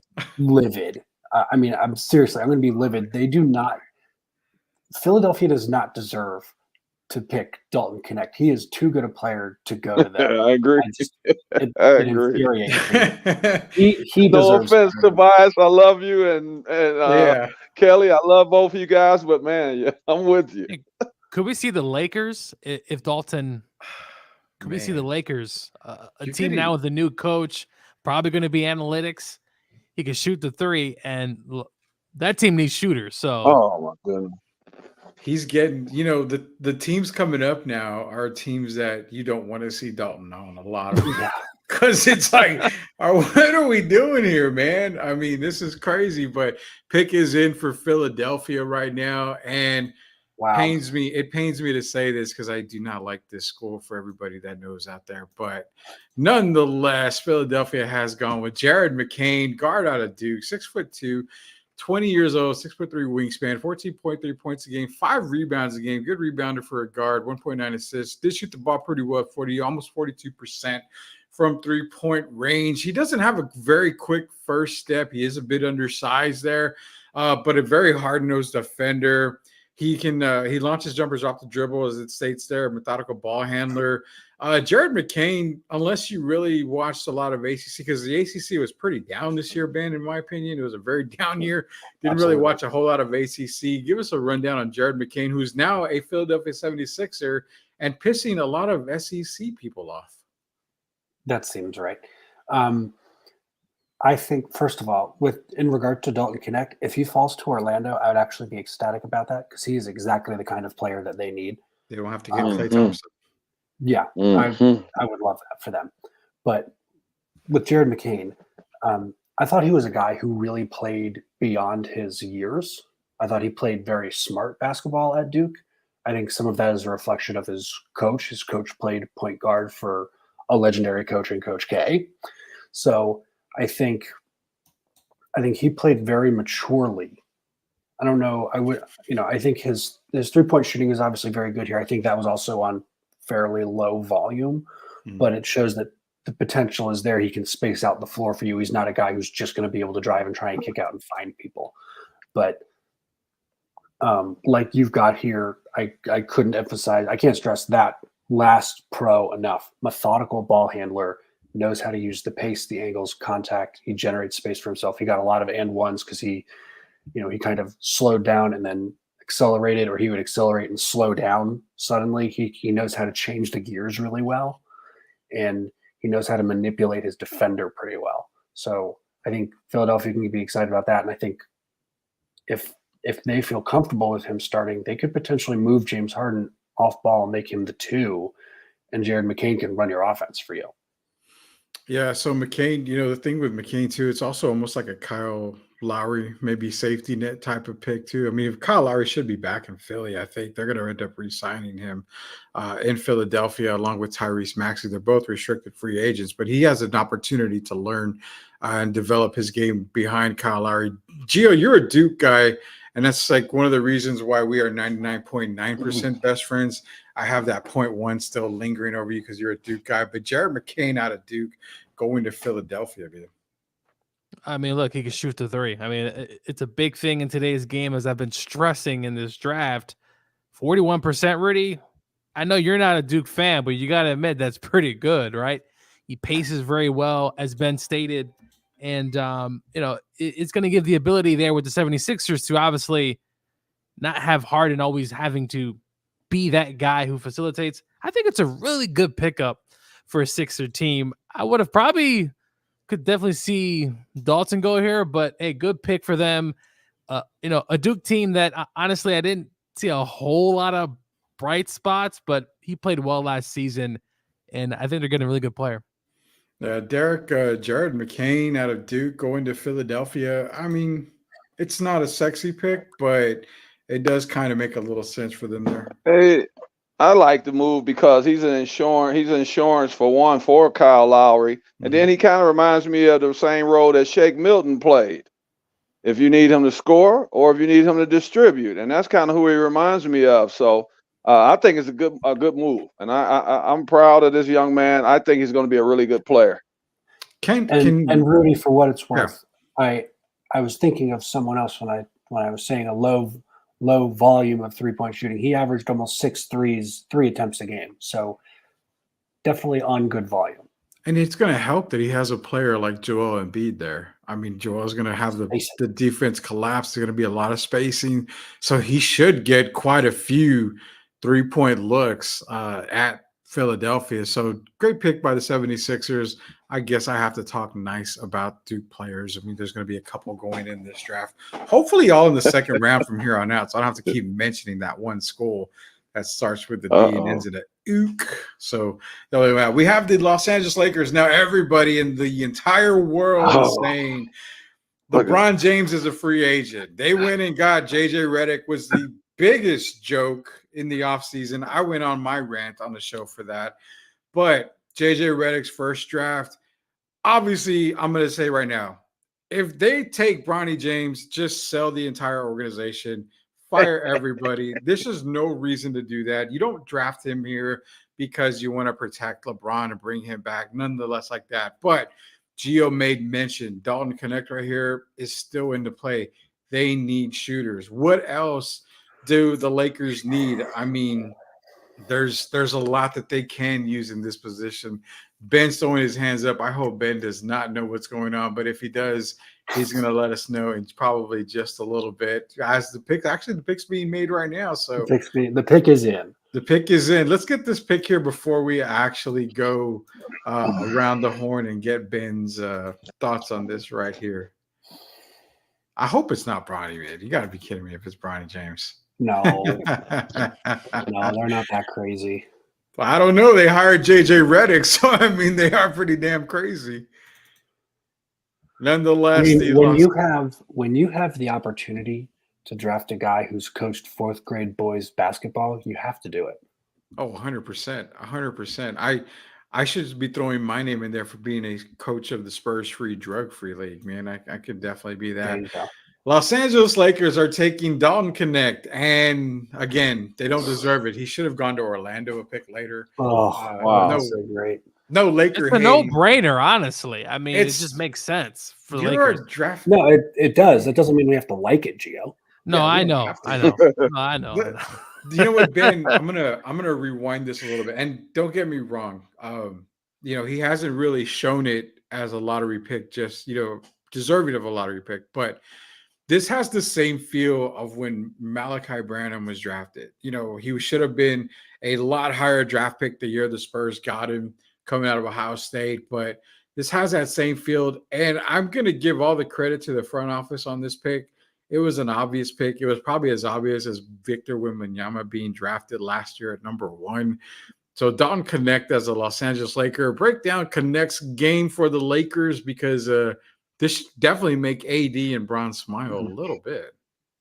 No question. I mean, this is a guy who can go out and get his own shot. And even when he doesn't have the ball in his hands, he's moving well off the ball. Sort of Ray Allen in that regard, in that he's using screens, he's running around, he's making his defender work. He can take some guys off the dribble, get to the rim. I mean, he does anything you want from him on offense for the most part. With him, the issue is defense. He's like you've got here. I mean, he's targeted by opponents because he's usually the weakest guy on defense. And, for Tennessee, that was fine because they had a bunch of other guys who were really good defenders and they could pick up the slack there. But at the NBA level, that's not always the case. So he's going to have to prove that he can defend at an NBA level, at least be serviceable in that regard. Yeah, it would have made sense for him to go to a team with a dominant big man. I don't know. San Antonio has a dominant big man that can defend and other teams like that. But Derek, before we get to Gio, your boy Don Connect is a Los Angeles Laker. Is he going to be used right in LA, man? I hope so because I think his talent is off the charts. I only had one problem with him. Well, it's not even a problem. It's a question mark. I saw him when he played during college. He had a tendency, and it could be because they weren't winning at the level he expected, but he got a little frustrated. So to me, his biggest issue is going to be up here. If he can master the mental side of this game, I think the ceiling is his sky. I mean, man, hey, unlimited potential. But he cannot be his worst enemy. And if things don't go well, because remember, you got a new coach coming in as well. So this is something that's new to JJ, just like it will be to Dalton. If he can come in and he can master the mental side, I think that this is one of the best moves of the entire draft, even though I'm not a Laker fan. Yeah, it's a great move for the Los Angeles Lakers. Gio, Dalton Connect, SEC Player of the Year. Going to LA, I mean, for the bad move that they made on the bench, they actually made up for it by drafting a hell of a player. The dark side gets a player. So how did this guy fall all the way down? I have no idea. The Spurs had an opportunity. They didn't go. But this is a big move for the Lakers. The guy obviously could shoot the three. We talk about defense. I do feel like maybe, listen, he gets in the NBA. He tightens that up a bit. He's probably never going to be a great elite defender, but serviceable. But, man, can shoot his own shot, create, do all these things, move around without the basketball. I mean, what else more do the Lakers there was no way they were going to select Bronny James over this guy. And if it did, somebody needs to be fired tomorrow, Derek. Tomorrow, someone should have been fired. Yeah, Dalton Connect, I mean, again, lottery type player. In fact, we're not even saying lottery. He was being talked about as high as 4 or 5. I mean, there was a point there, but definitely top 10 type of player. And he went to the Lakers here at 17. Los Angeles got themselves a hell of a player, no doubt in our minds. Orlando's on the clock there. Yes, sir. They might see what I saw about the mental side. That's the only thing I can think of. Could be. But was it enough to have him drop all the way to 17? That's yeah, because teams want to be able to depend on you for 4 years. Yeah, they don't want to be dealing with the up and down attitudes. And there's a lot of guys today. There's a lot of whining and all that going on. Yeah, it could affect your draft position. Yeah, you know what what's something effective on this one, man? This next pick by Orlando. Holy cow. If I had to be excited for a pick, it's this pick right here. Orlando definitely needed shooting. And guess what? They got a shooter. Tristan Da Silva, forward out of Colorado, 6'8", 39.5% from three-point range. It says the number one thing on the pro side for his pros and cons, effortless spot-up three-point shooter. You're talking about a team in Orlando that's tied into Klay Thompson right now. But you know what? You don't have to go get a Klay Thompson anymore Because you got Tristan Del Silva. I really love this kid. You saw a lot of his potential, especially during March Madness at Colorado. Loved it. He's a competitive defender, like it says. He needs to be a better rebounder for his height at 6'8". But in Orlando, when you have Wagner and you have Paolo Banchero, you can kind of let it go a little bit there. Doesn't have a whole lot of explosive, but shooting is the focal point of Del Silva. Ben, break down Tristan Del Silva for Orlando. Great fit, I think. Like you said, they need shooting. They have to space the floor for Wagner and Paolo Banchero, and Tristan Da Silva can give them that. They probably would have really liked to have Connect because I think they really wanted more of a guard with shooting, but they will take shooting where they can get it. So I think it's a really nice pick for them. And I think the Magic may struggle to rebound the ball as a whole because they have a few guys who, like Da Silva, not super explosive, not super athletic. Mm-hmm. So who's gobbling up all the rebounds? I mean, they have guards who are pretty athletic who are kind of grabbing rebounds. You know, Fultz does a pretty decent job. Cole Anthony, very explosive guy, and frankly, a phenomenal social follow if you want to follow him on Instagram or whatever. He appears on the Magic socials all the time. He's hilarious. I think he's one of the best locker room guys in the league right now. He's awesome. Tristan Da Silva, again, great pick, shooting what they need. I think the defensive end for him, for the Magic, is great because I think they have some guys who are very not switchable. They need more of the switchable guys. And I think it potentially makes some of their bigs expendable. I think if Tristan Da Silva ends up being a really good defender and like wildly switchable, he could make potentially Jonathan Isaac expendable, or maybe a Wendell Carter Jr. Not to say that they should trade them immediately. From what I've heard and read, a lot of Magic fans are not huge fans of WCJ, which is totally baffling to me because I think he's a very good player and I think he's underrated, if anything. So, I think with this kind of pick, people are going to say, "Oh, they should trade him away." I don't think that's the case. But Da Silva, pretty nice player. I think he could get minutes this year. Oh, I think he definitely get minutes this year. Gio, for Tristan Del Silva out of Colorado, they needed shooting. They got shooting in Tristan. Mm-hmm. They got to shooting. Rudy, I mentioned earlier, I thought the Kings should go the Silver out there. Instead, they go with another guard. But no, for the Magic team, a team that's been building, right? Building the culture. They've been chopping at the bit. And, obviously last year made the postseason. I think this is just another added piece to the puzzle. He can shoot the ball.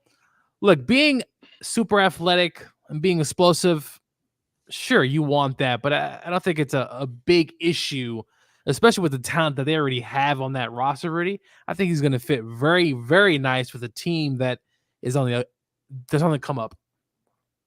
Yeah, Orlando's definitely getting one. Derek, I'm going to get your take here on Tristan Del Silva. We're going to take a quick commercial break real quick. When we get back, we'll get Derek's take on the Tristan Del Silva pick for Orlando. Love the pick as well. Plus, Toronto is on the clock. This is Sweep the League, bringing you the 2024 NBA draft, all the first round. We're with you till the end. Give us 1 second. We'll be right back, guys. A family is just like your home. It starts with a great foundation. MCS General Contracting can make sure your foundation is off to a perfect start. Whether you're wanting to build a pool, expand a patio, or build a driveway, MCS General Contracting should be your only call. They provide top-notch customer service and will stand by their work 100% of the time. Why trust the rest when you can just call the best? Build the best foundation now for your home and your family, because a good foundation is the perfect start to a happy life. Contact MCS General Contracting today at 210-774-9155. Proud sponsors of Sweep the League. Hey, this is George Iceman Gervin, and you're listening to Sweep the League Radio.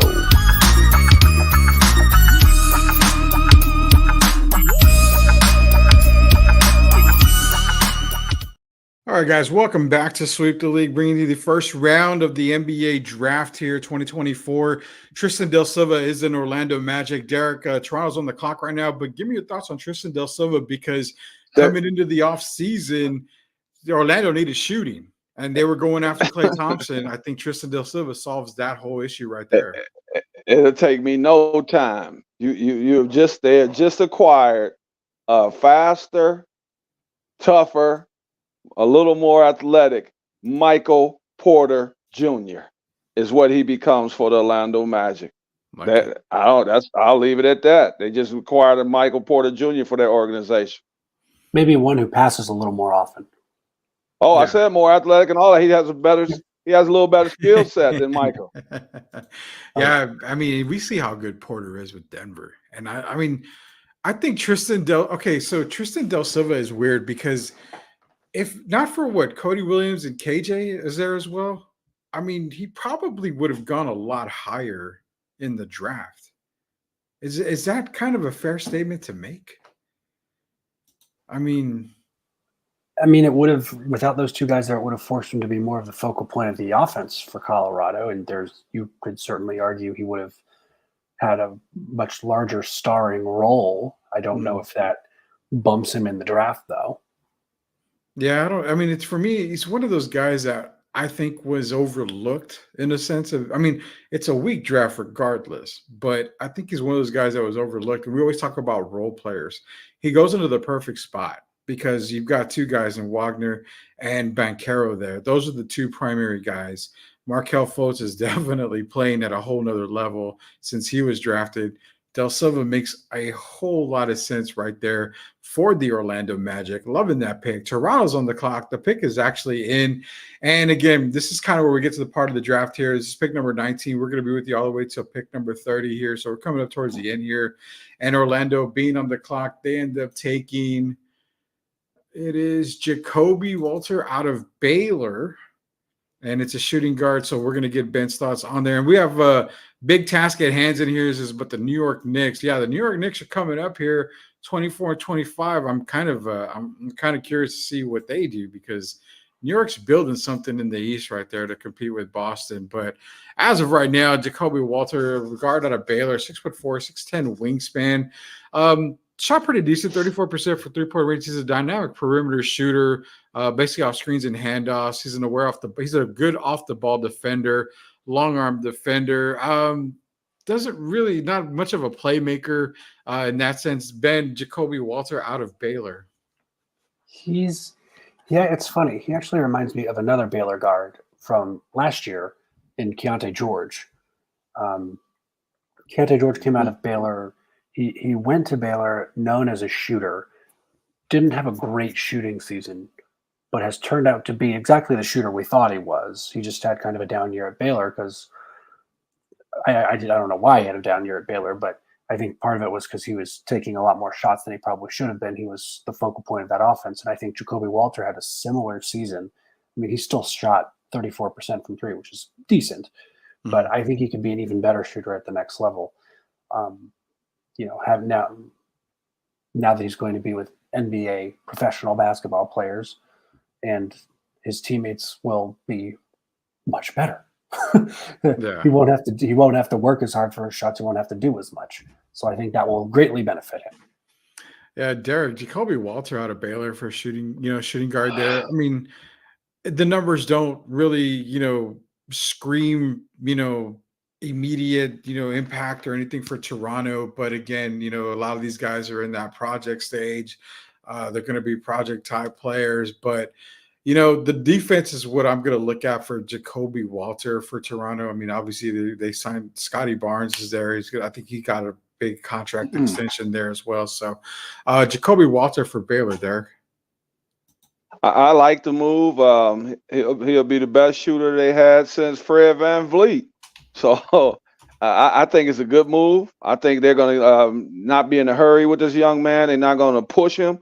He'll get a chance to learn. But I think he has a very high ceiling. I think he's going to be a really good addition in Toronto, and I think the people in Canada are going to love him. He's only going to continue. He might start off struggling a little bit, but over the course of the season, I see him getting minutes this season. And I think it was a good move for Toronto.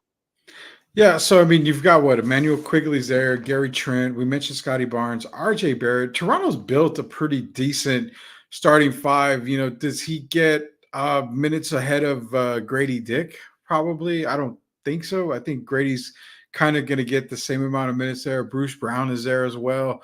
It's kind of be a hard fight for minutes for Jacoby Walter, but I do agree with you, Derek. I think he does get a little bit of run with the Raptors this season.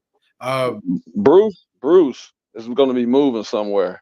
You got Bruce going from Toronto then. Okay. I got Bruce probably going back to, if they can make it happen, Denver or somewhere. It might, yeah, but I don't think, if you look at their backcourt, it's kind of crowded in the backcourt. And I think they need this young man. You heard Ben talk about his shooting ability. And like I said, I think he's the best shooter since, Fred VanVleet been gone. So I think they're going to find minutes for him. It might be spot duty, but I could see him playing this year and contributing. Yeah, I definitely can. Ben, do you think he can come in this season for the Raptors and be a contributor like right away? I mean, I think it'll depend if they do end up moving a Bruce Brown or if they move anybody else. It'll be tough with how loaded that backcourt is. There's possibility. I think it's a hard path to see and a hard path to get there. Yeah, I can agree to that. Great points by both Derek and Ben here. I really can agree to that. The Cleveland Cavaliers are actually on the clock right now. And I mean, we saw emergence of, obviously they ended up getting Bickerstaff. They got rid of him. And I mean, he took them to the playoffs in back-to-back seasons. Darius Garland, Donovan Mitchell. I mean, Evan Mobley's there.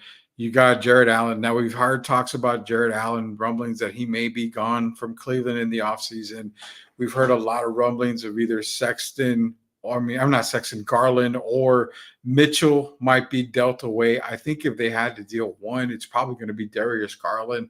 So is this a case where maybe they go with another guard? I mean, you have Mitchell, which could probably run the point. I mean, does a guy like John Furphy from Kansas come into play right here for the Cleveland Cavaliers, considering they may be a guard down? Keyshawn George out of Miami is another one. Could they go big? I mean, Missy out of Baylor here. Flipowski is another big guy. Ben, I mean, there's so many ways the Cleveland Cavaliers can go in this route. I mean, it's very tough because, like you said, they have a lot of moving parts they have to figure out. Mm-hmm. Is Jared Allen going to go? I mean, I think we saw reports that Donovan Mitchell's expected to re-sign. He's going to get his payday. Yeah. And now you're talking about, if Jared Allen leaves, sure, you got to go after a big. But if Donovan Mitchell's signing that huge contract, Darius Garland knows that means there's not a whole lot of money for him to have. So maybe he decides, well, I'm going to get out of here. So now they got to go find another guard.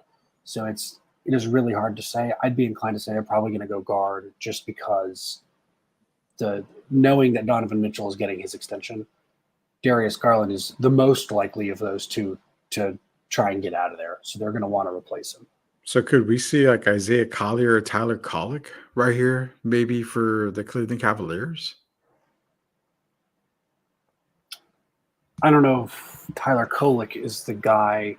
Isaiah Collier might still be a reach here. There's a few guys available to them, and actually, I don't want to spoil anything. I'm seeing who they're going to pick. It is a guard.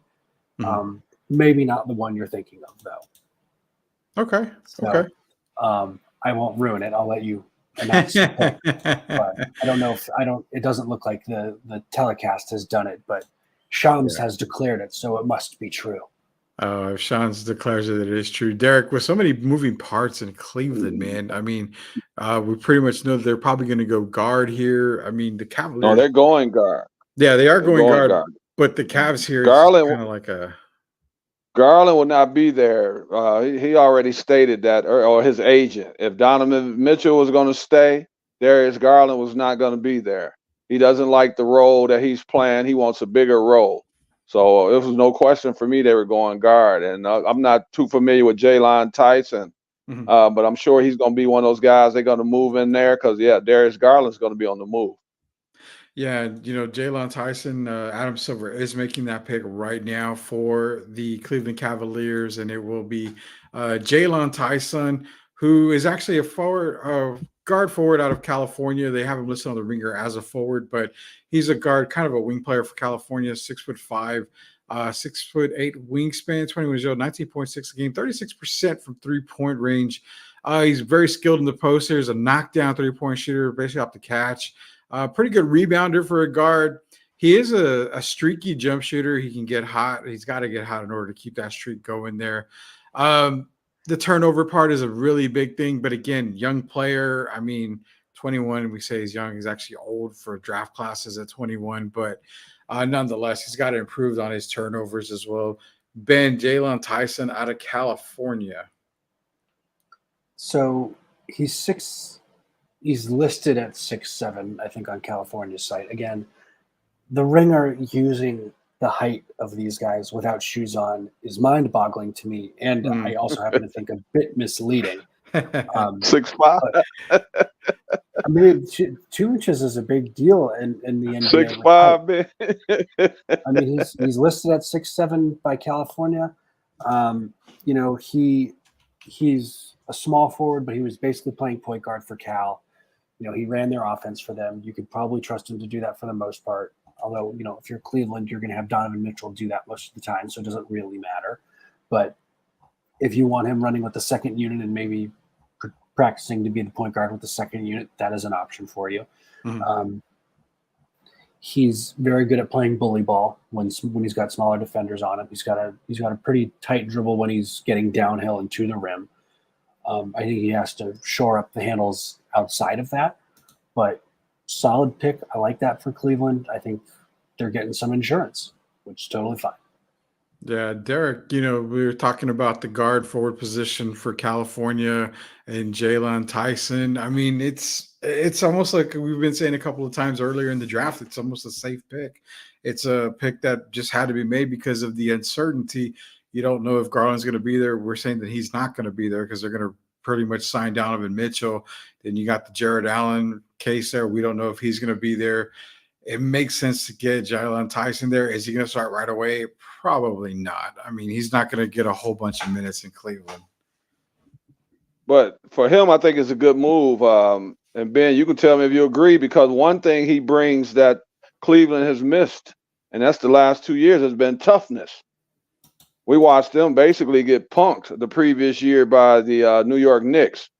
And so I just don't think the Darius Garland and Mitchell thing has worked out. And I think this young man will be a great addition because of the toughness. And that's what they've been missing on the wing and in the backcourt. That's the main thing they've been missing. So I think it's a very good move. And this is a kid who started at smaller schools. He transferred up twice. Mm-hmm. So he clearly wants the competition. He wants to be better. He wants to get better. So I think that bodes well for them as well as kind of intangible.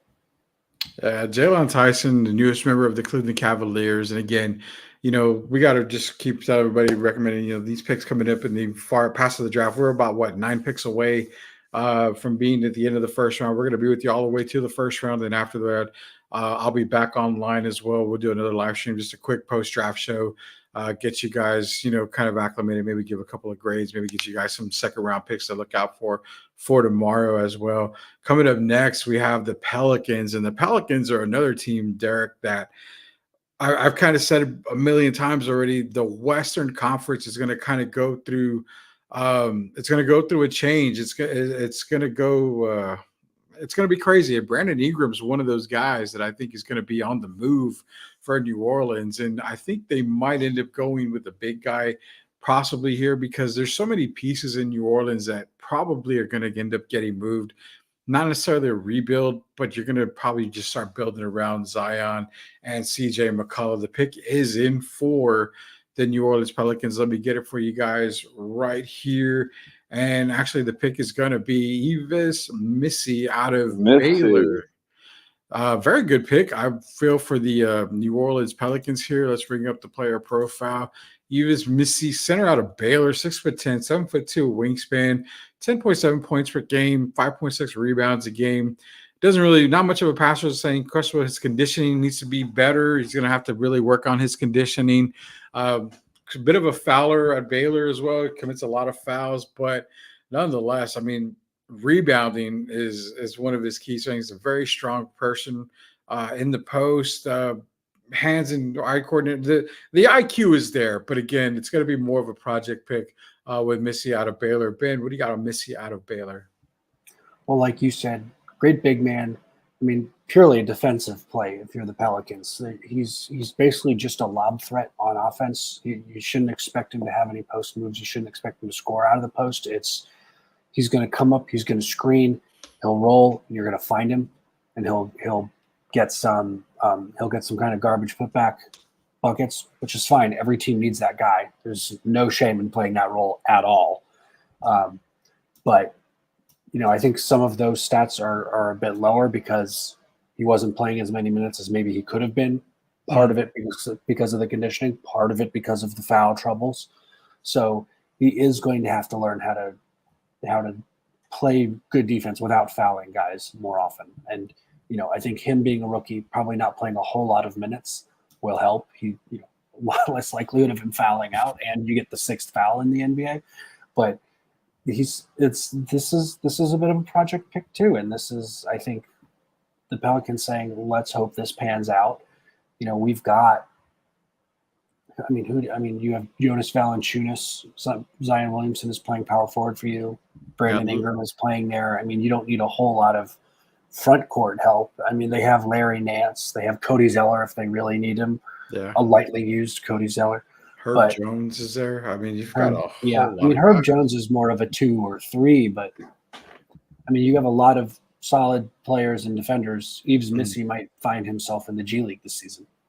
Yeah, I think a lot of these guys are, pretty much at the end of the draft. We're going to see a lot of G League playing from them, just kind of call up. It's going to feel like the MLBs, man. They're going to be called up, called down, sent back down, stuff like that. Derek, we talked about one guy for the Pelicans and Valanciunas possibly being made available and possibly being moved. Brandon Ingram's another guy that we've talked about that could be on the move when it came to New Orleans. This Missy pick is probably one, again, kind of just to have in their back pocket in case they have to end up moving from a Valanciunas. Who knows, maybe even a Larry Nance. It's also something that just kind of in their back pocket when it comes to injury concerns, because we all know Zion can't stay injury-free every single year.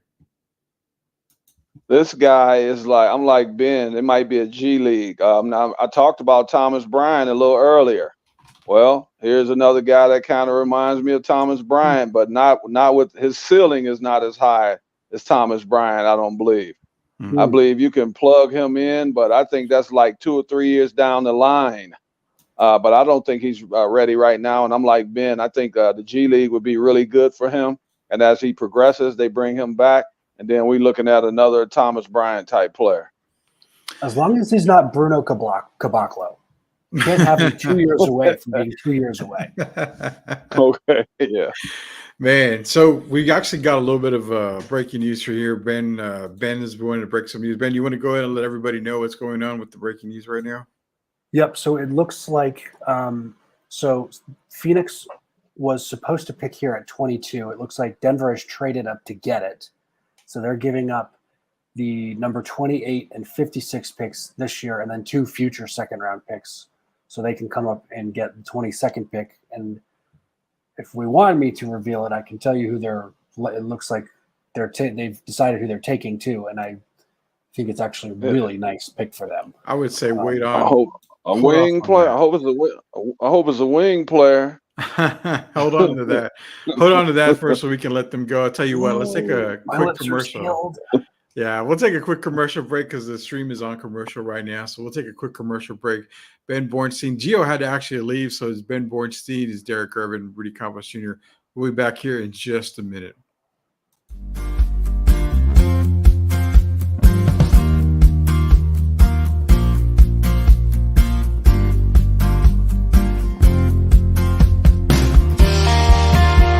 Living in South Texas, we all love to eat, especially tacos. Oh boy, La Cocina taco truck should be your only stop every time. They are just a short drive away, located at 283 West San Antonio Street in New Braunfels, Texas. There is no order too big or small for the staff to handle. Whether it's the ever so popular street tacos all the way to the amazing quesadillas, La Cocina will satisfy your appetite, guaranteed. Head over to see them at 283 West San Antonio Street in New Braunfels, Texas. Make that short drive so you can be satisfied at La Cocina Taco Truck. Proud sponsors of Sweep the League.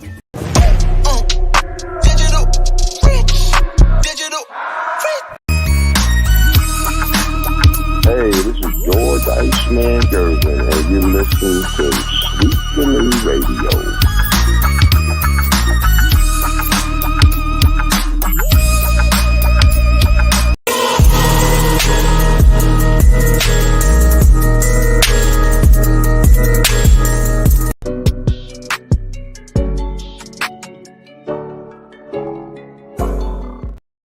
All right, so before we went to commercial break, Ben broke some news that the Denver Nuggets are actually moving up, trading with the Phoenix Suns. So move up to number 22.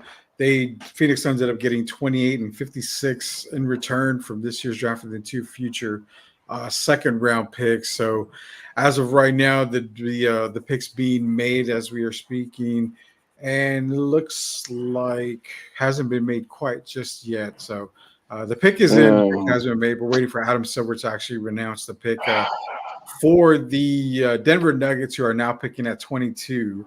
And I'm thinking Derek does not like the pick, or maybe he is kind of sad about it. But we will know here right now who the Denver Nuggets. Now it shows Phoenix still being picked, but Denver Nuggets are actually getting this.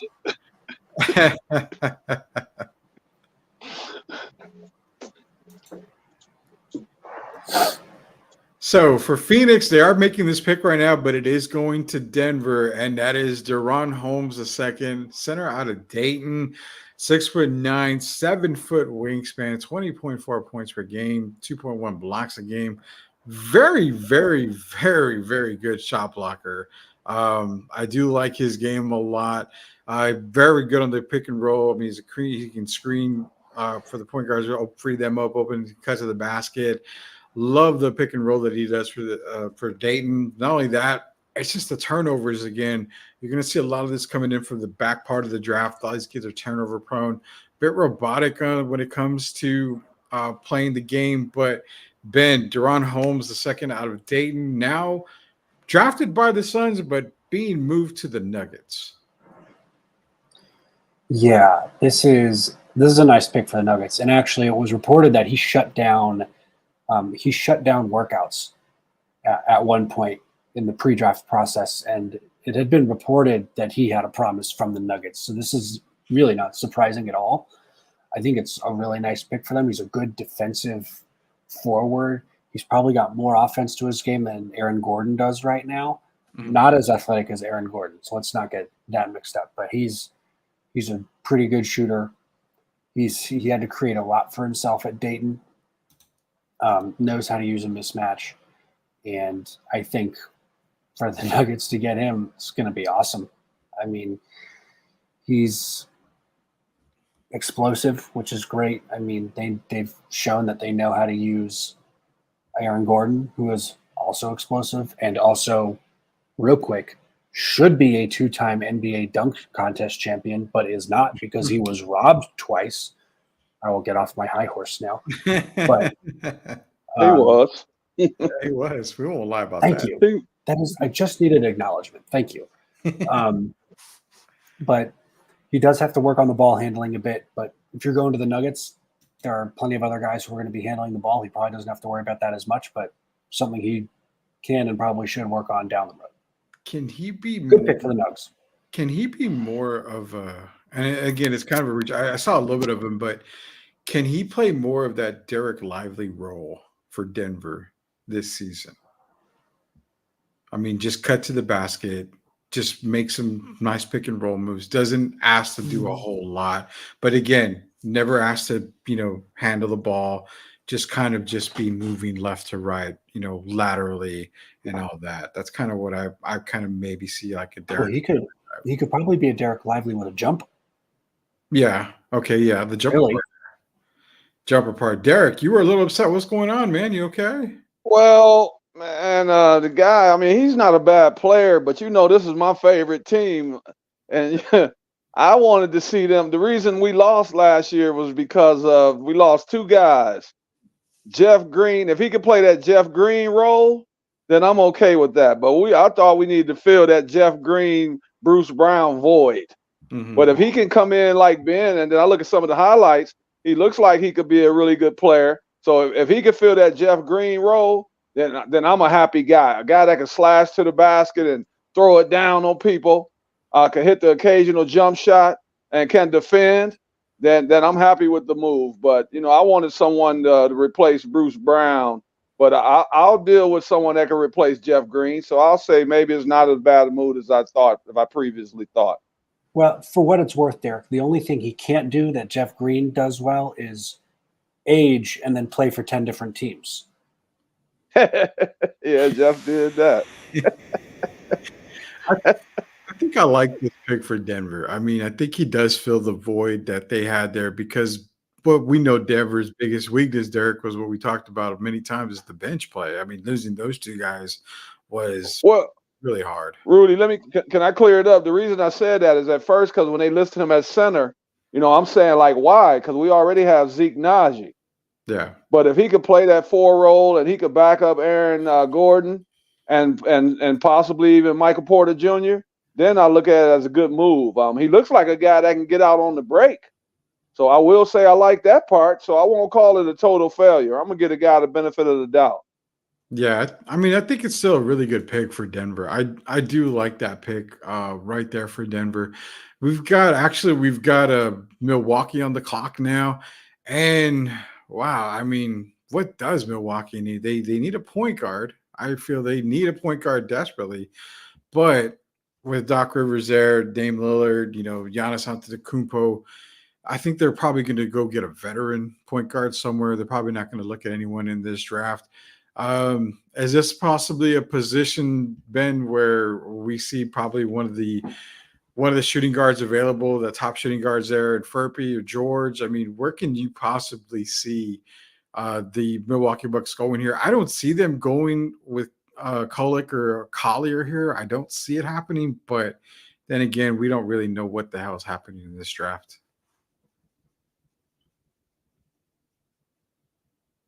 You got your mic on mute, buddy. That is true. I think Milwaukee is about to make a reach on a guy here. They're going to go and get a point guard. And I don't think it's going to be. I don't even know if you have a card for this guy, Rudy. Chances are we'll see. I may. We'll see. I think this guy for a lot of people was a second round pick, and he's getting picked up at 23. International guy. International. Pacomi Dadiet? No. Wow. Okay. It looks like they're going to go out and they're going to go get AJ Johnson. AJ NBL. Johnson after NBL. So that's the rumored pick right now until they make it official. Yes. AJ Johnson. Yes. Okay. Well, you kind of underestimate me because we do have a player profile for that guy. So I don't mind being proven wrong, man. That's great. I've spent, man, let's be real, man. We have a little break here.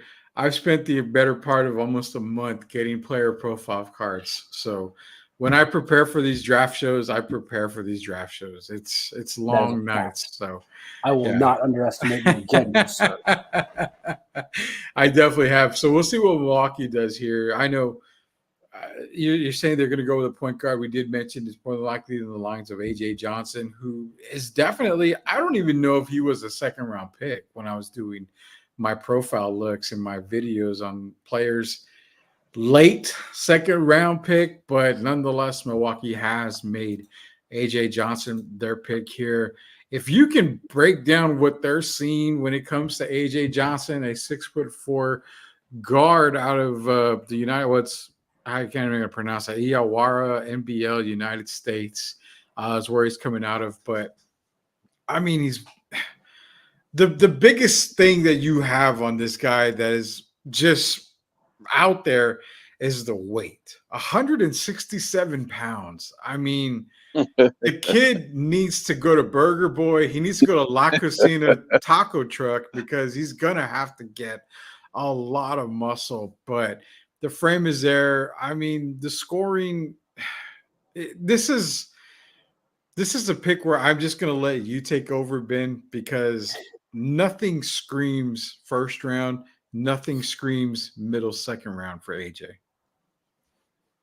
This is difficult to put into words.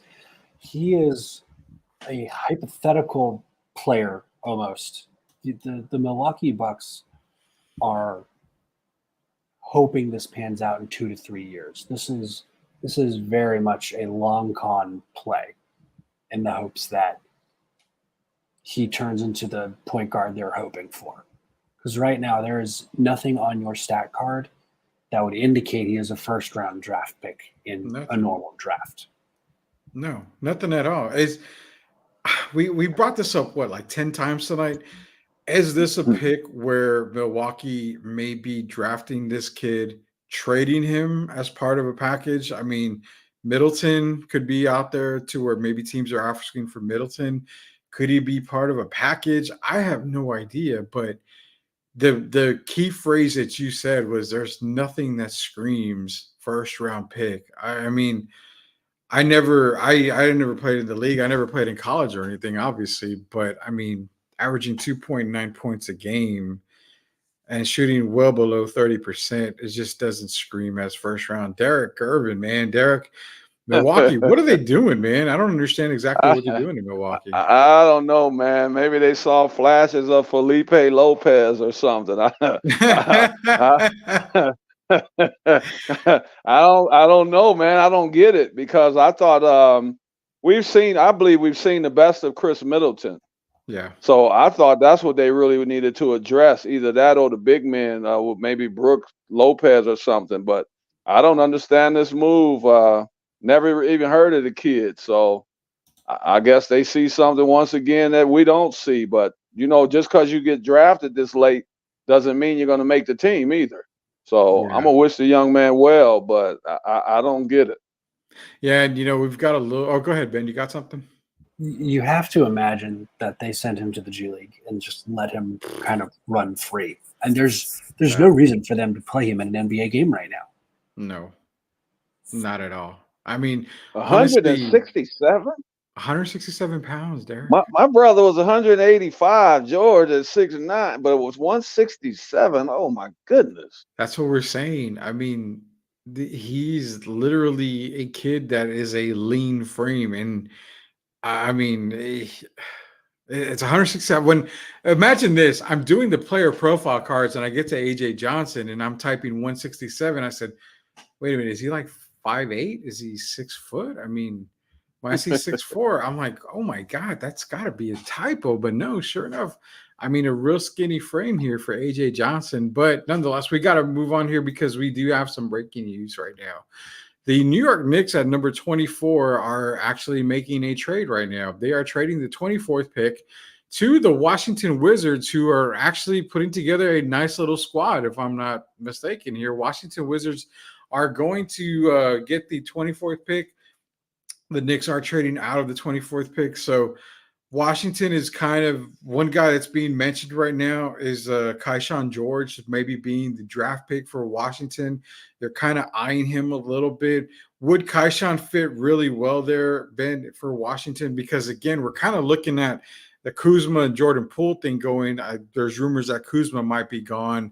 They're going to have to eat one of those contracts. We're probably going to end up being Jordan Poole. But Kaishan George there out of Miami, does he really fit well there in Washington?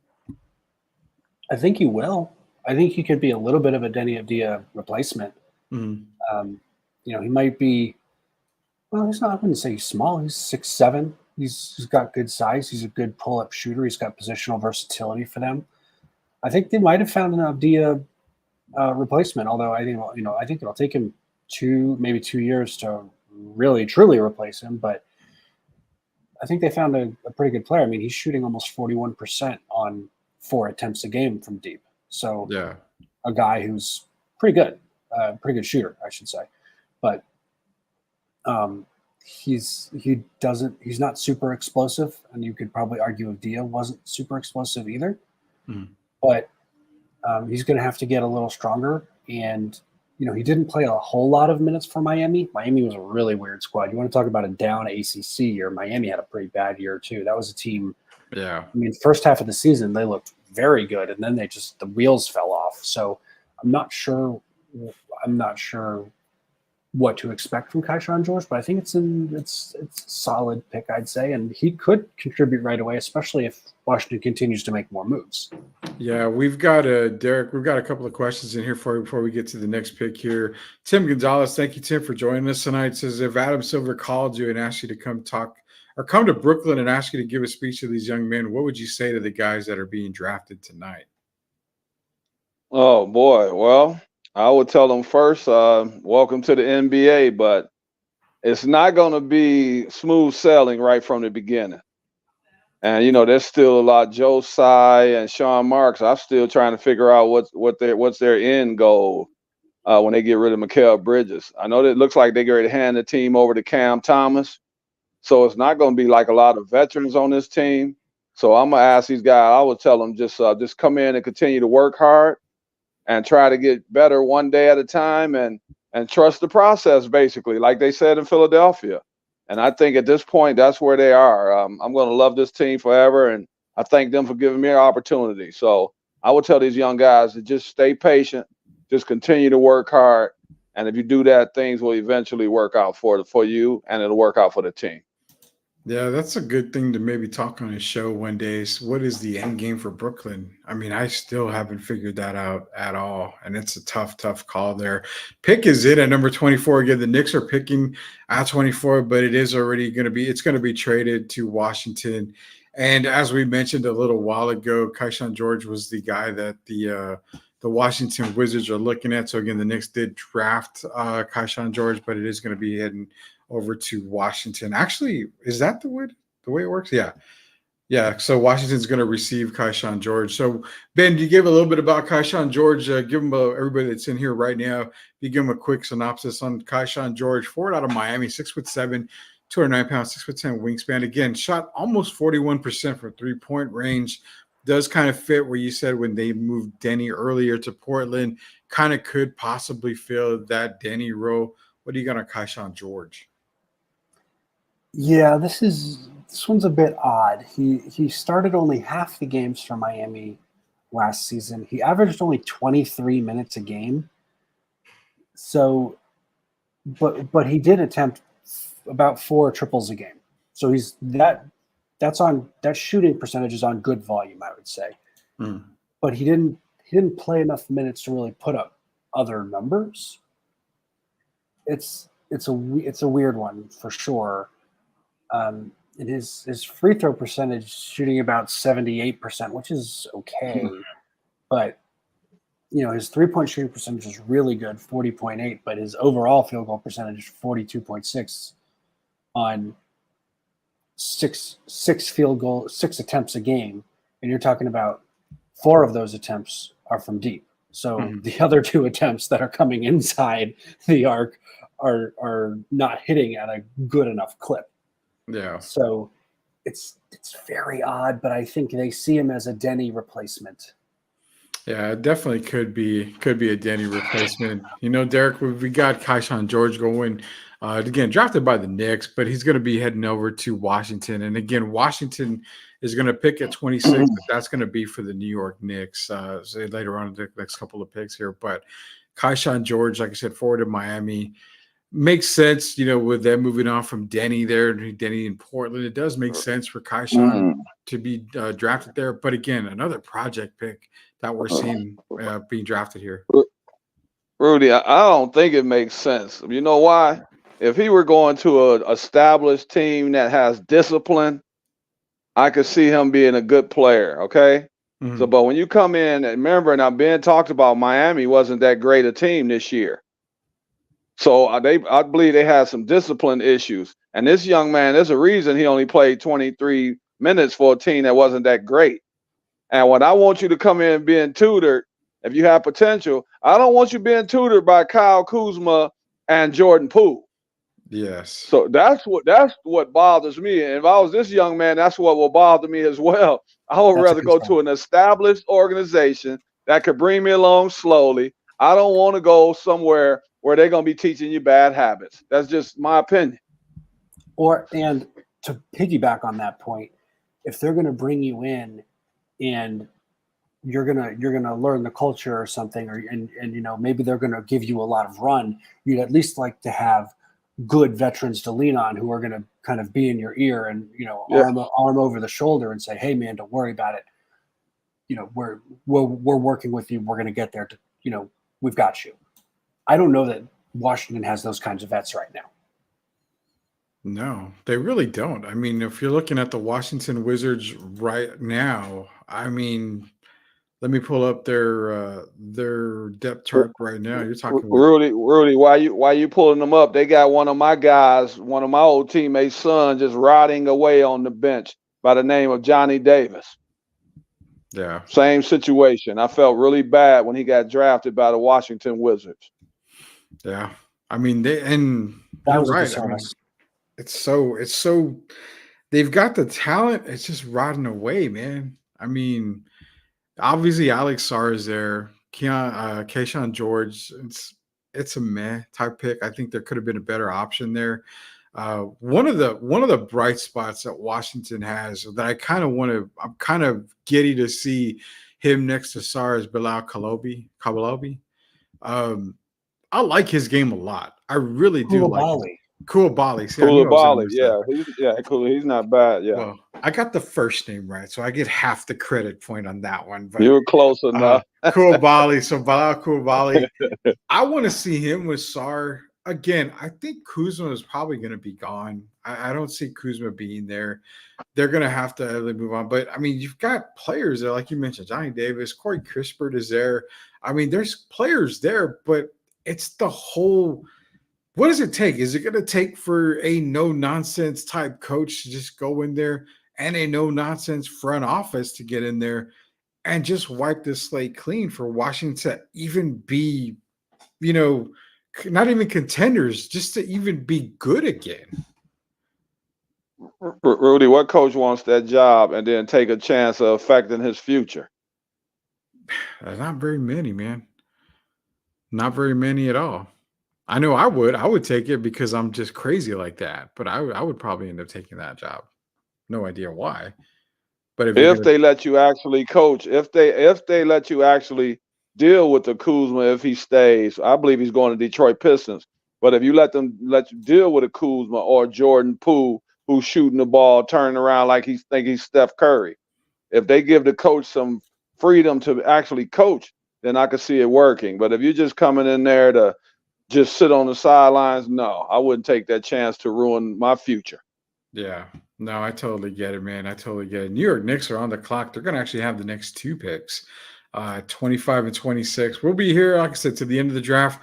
We're almost there. We are scratching and crawling to get to the end of the draft here. First round, we'll be in here, first round coverage of the 2024 NBA draft. After this, I will definitely be on for the post-draft show. We got to let Ben go. He's on the East Coast, man. So we got to let him get to sleep because he's up late with us Look at Ben. covering the first draft. I tweeted this out earlier, but you know what's crazy to me? The NFL can get their first round done, which is 32 picks, by the way. They can get it done in under 3 hours. Meanwhile, the NBA struggles to get 30 picks done in 3.5 hours. 3.5 hours, yeah. What are we doing? Agree. You got two thumbs up because I agree with you 100%. and you know what the worst part is? The second round is going to happen tomorrow, and it's going to blaze. Oh, that's always what happens in the second round with the NBA. Like, because all those picks get tweeted out ahead of time. You get to a point in the second round where Woj and Shams are trading back and forth. All right, how many picks ahead can I get? You get 3-4 picks ahead, and it's hard to keep up on there. But Rudy, can I say this to Ben quickly? So Ben, do they need to stop letting these guys, they interview every player and all that stuff? They don't do that in the second round. No, they don't do that in the second round. But with the NFL, they interview the guys after they go up too. That's not the issue. The issue is when the pick is in, Send the commissioner out immediately and Yeah. announce the pick so that the next Okay, clock can start. Yeah. It's not difficult. And I mean, I'll say this: the other problem is you have 5-minute commercials between everything because got to get paid. But yeah. if we lived in a world where we didn't need 5-minute commercials, it would be a lot easier too. Because then you can come. I mean, shoot, Nikola Jokic he famously got picked during a Taco Bell commercial because he was a second rounder. I mean, this is the year. If someone's going to get picked during a Taco Bell commercial, you can have that happen in the first round this year. It's fine.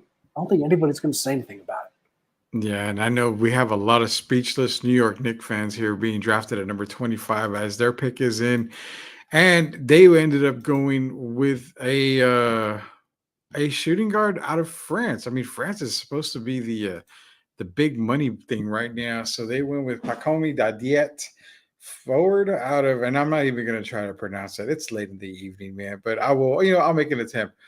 Ratio Farm LNB Pro B France. So I figure if you've got pretty much every letter in the alphabet between your name and where you played, you are doing something right. 6'7", 217 pounds, 6'9" wingspan, only 6.6 points a game, shot about 36% from 3-point range. Skill shooter off the dribble. He is pretty sloppy with the ball. The passing game definitely has to get worked on here. Nonetheless, I mean, he's a good attacker. Defense, I mean, defense is, it's pretty good right there. But Pacom Dadiet reminds me a lot of when they went back and got Frank Ntilikina that one time. It's kind of like, okay, we got this guy, but what are we really getting out of Pacom? What do you got, Ben? I'll say this: he's not scoring a lot, and he doesn't put up a whole lot of offense because one, he only played 18 games this season, and two, he was only playing about 15 minutes in those games. So this is a guy who they're drafting on potential as well. They're hoping the little flashes that we've seen, they're going to translate to the NBA, and we're going to be good. But you're talking about 6'7" guys, not necessarily a point guard, which is fine because his cons, as you have listed here, sloppy with the ball, inaccurate passes. He may not have to do that a whole lot, depending on how the Knicks use him. The Knicks have their point guard; they're not worried about it, so they're not worried about anything. But if you're a Knicks fan, everything's looking up after some trades this week, right? So, I think Knicks are probably going to say we'll throw him into the G League. If we have some injuries, we'll bring him up. But otherwise, let him experiment down there and see what happens. Yeah, I don't see him fitting pretty much. Honestly, I'll be honest. This is probably a guy that I don't think makes the Knicks roster. I think Okay, thank you. Yeah, He goes back overseas. Rudy, and I didn't mean to cut you off, but you remember some of these guys are not even going to come to the NBA because they're going to get paid more money. This is a guy that I think he'll get paid more money in France. I don't even see him coming to the G League. I don't think the G League is for everyone. And some of these guys on the lower end of the first round, they're going to go for the money. Show me the money. And I can see this guy staying in France to play. Yeah. I mean, he's only 18 years old. So, I mean, you got to figure if the Knicks are like, okay, we're drafting you here, we're probably going to just leave you overseas and do a draft and stash type of thing. We haven't seen that very much lately because of the emergence of the G League. But in this case, it makes total sense. I mean, technically, really is still a kid at 18 years old. He has no business really being on an NBA court right now, whether it be the pros or the G League. I think he still needs to stay overseas. Tim Gonzalez is in here, guys. Which player did impress you in the outfit tonight? I picked Castle for my best fit. I need to go back and look at the best fits. I don't know, man. I mean, I'm going to say the all-time for me, one of the all-times has got to be Akeem Olajuwon when he was dressed up. I don't know if any person that was drafted in this draft for preface drafts, I like the Akeem Olajuwon, outfit, the giddy up. He's the one that he had the tux, right? Was that night? If I'm not mistaken. Yeah. Oh, man.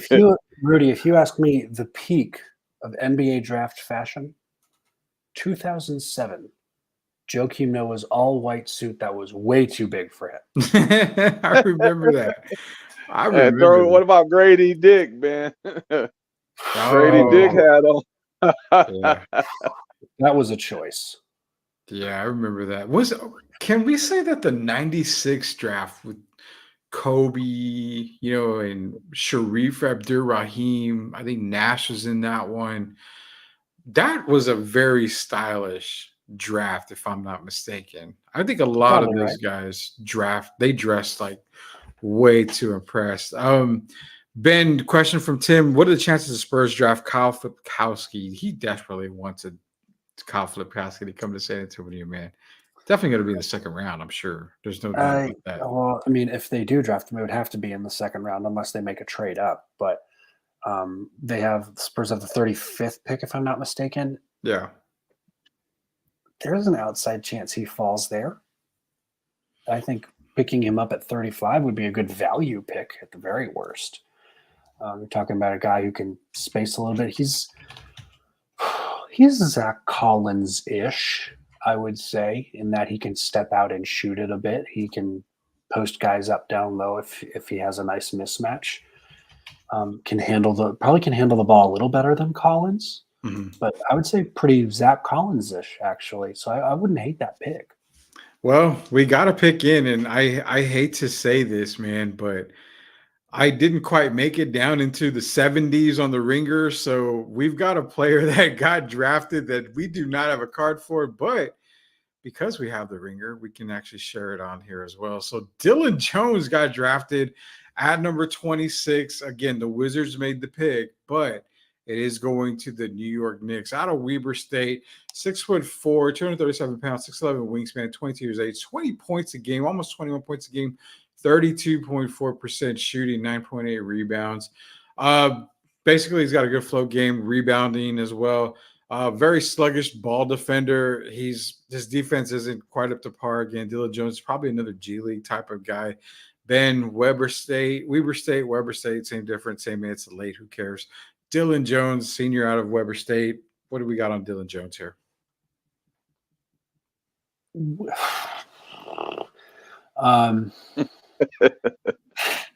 Man, this was tough. This was not a guy I was watching a whole lot of. I was not expecting him to go in the first round, maybe even the second round. So it happens every year. It happens. Inevitably, it happens every year. But it's funny because I'm looking at the ringer as well, and they're talking about shades of Grant Williams crossed with Julius Randle. So basically, like major bully ball. Yeah. Pretty much. he's just going to try and bully his way to the rim and hope for the best, but he's not quite as big as Kenneth Lofton Jr. now, is he? Hey, shout out to Kenneth Lofton. No. He lost a lot of weight. Have you seen late pictures? He looks great. He lost a lot of weight. Major props to Kenneth Lofton Jr. I liked him at LA Tech. I thought he was great there. I was happy when he was drafted. Yeah, Dylan Jones. I mean, again, we didn't get a whole lot on him. Obviously, we don't have a player profile card for him. I didn't go that far down the list. Utah Jazz at some point. Yeah, I would definitely say, man, this is definitely one from out of left field. But nonetheless, Dylan Jones is the newest member of the New York Knicks. Again, the Washington Wizards did make that pick at 26. He is going to the New York Knicks as part of that trade for Kaishan George. So we are sitting here at pick number 27. We got 4 picks left, man. We can crawl through these 4 picks, and then you get to go to bed. I don't know. Gio's already probably went to bed, but you can get to go to bed. I've got another 20, 30 minutes after that. So I'm hoping Derek comes. If not, then it's going to be a solo show for the 20 minutes after the draft here. But nonetheless, we've got Tim Gonzalez, Rudy of Derek Gio, and Jeff Ron tomorrow. I have a good question for the 4 of y'all. Tomorrow I'm going to pick y'all's brain. Yeah, we'll see if we can get everybody back on. If not tomorrow, maybe for Friday. Jeff Garcia, update. Brian Wright still has yet to address the draft. Now, jeez. Yeah, this was back in pick 4 and 8. So I'm kind of curious as to why Brian Wright hasn't addressed the media when it comes to the draft. I mean, you would think that would have been done by now. So thanks for the update, Jeff. I really appreciate that. I mean, it's kind of crazy that we think, Derek, that Brian Wright hasn't really said anything about this draft. I mean, you pretty much already traded Dillingham. You can't really comment on that. He's trying to figure out what he's going to say because there's a lot of disappointed people out there, and you Yeah, know the fans have a right to voice their displeasure. Yeah, what do you got, Ben? it's I mean, it's only a proposed trade right now. Like you said, Derek, he's not allowed to comment on it until the Yeah. paperwork's finalized and everything's signed. So we can't even talk about that. Yeah. So, I mean, what are you going to talk about? You're going to talk about Stephon Castle the whole time and just duck every trade question. Yeah, and that's the good thing about most of the San Antonio media. I mean, a lot of them are good, so they understand that that's probably something that he can't comment at this time. But Jeff's going to give us as much of an update as he can, just like he did. Brian Wright still has yet to adjust what happened with the San Antonio Spurs. And again, I mean, because it's a preliminary type trade, it's not really finalized.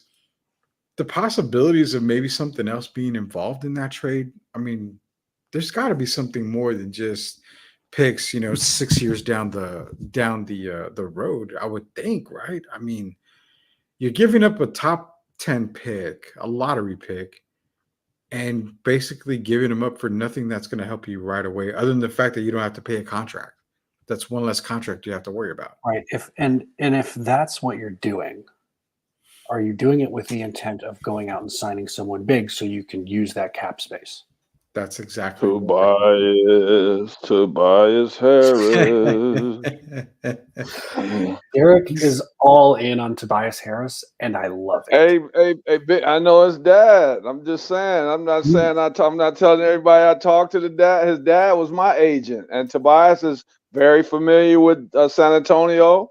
He used to come here every summer and work out at the Gervin gym. So he fits right in, and he knows San Antonio very well.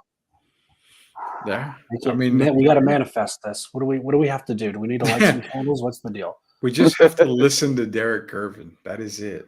Once we listen to Derek, it always happens with Derek. I was just going to say that. Don't put that pressure on me. So right now we've got Minnesota drafting at number 27.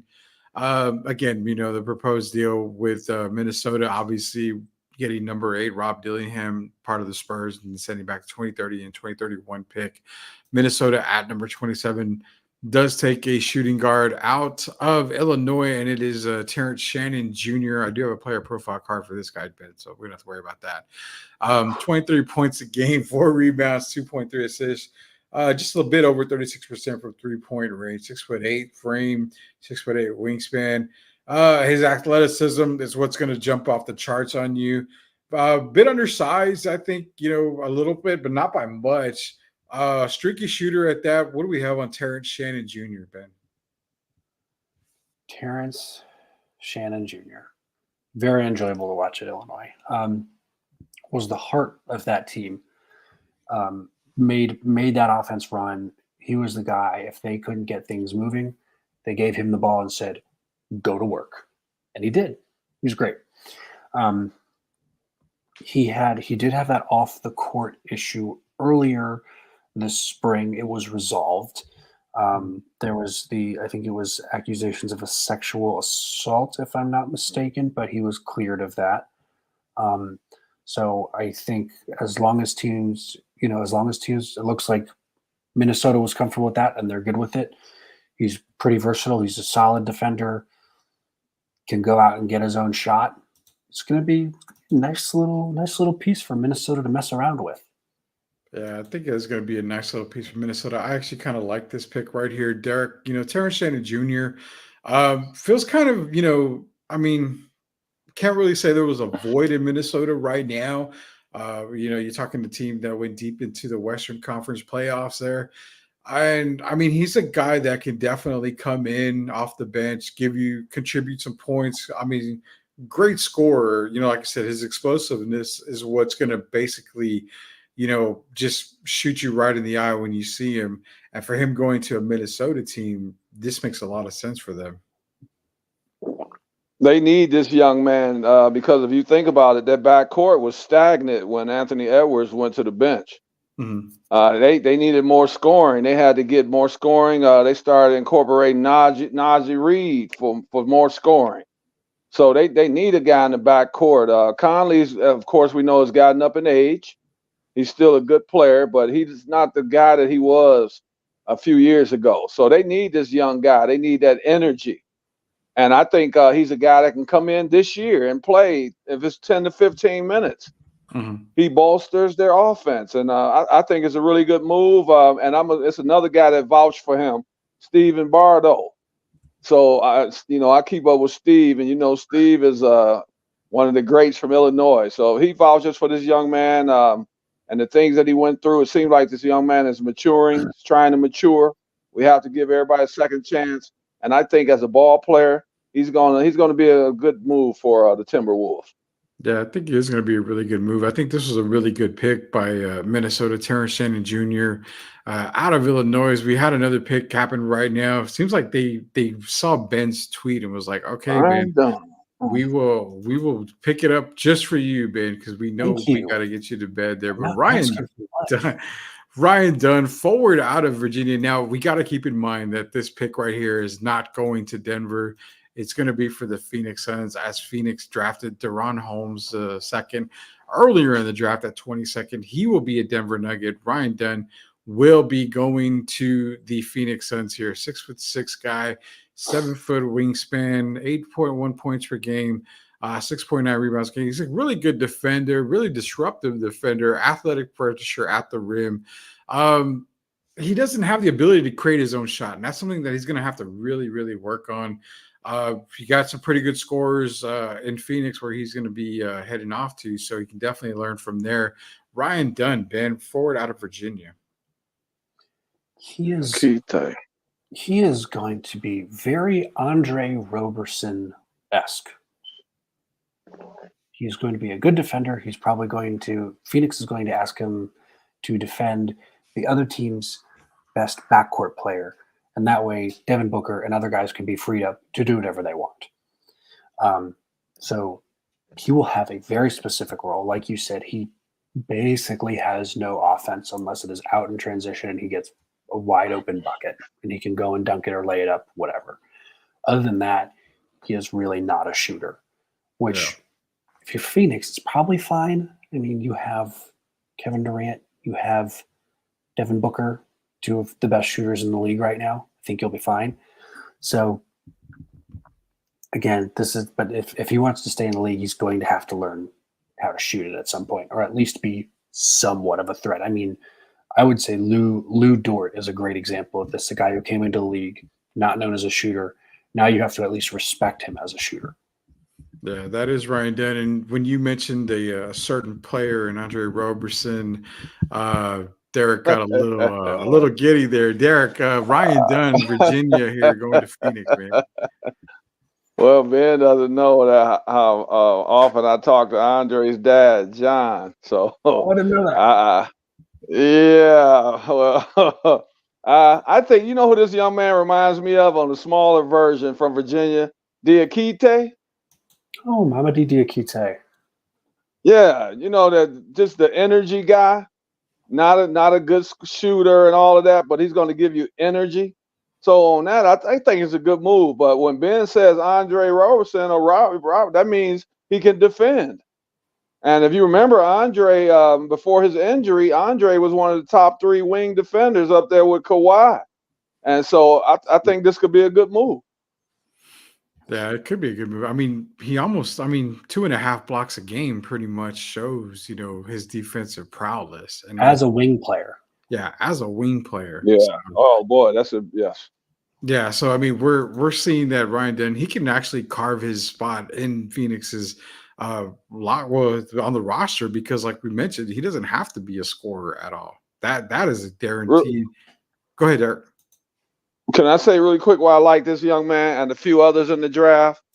Because the game has translated now where all they talk about is the offensive end. And for all these young people out here that's paying attention, AAU, EYBL, if you can't shoot the ball, they still have an opportunity for you to play if you can defend. Mm-hmm. So not being able to shoot the ball is not necessarily as bad as people make it seem. If you can defend, there's still a spot for you somewhere out there. And that's why I want these young people to understand. Oh yeah, Absolutely. 100%, 100%. It reminds me of, when we were talked about in high school where, you know, playing football. Yeah, running backs, wide receivers, quarterbacks, cornerbacks, all these guys are the sexy guys in football, but it's the guys, the offensive linemen that are the reason why a lot of teams are successful. So it starts in the trenches, and there's always going to be a job there. Same thing in basketball. If you can defend and you're a hell of a defender, you're going to be on a roster somewhere. Utah Jazz had the second to last pick at 29. They went with Isaiah Collier, point guard out of USC.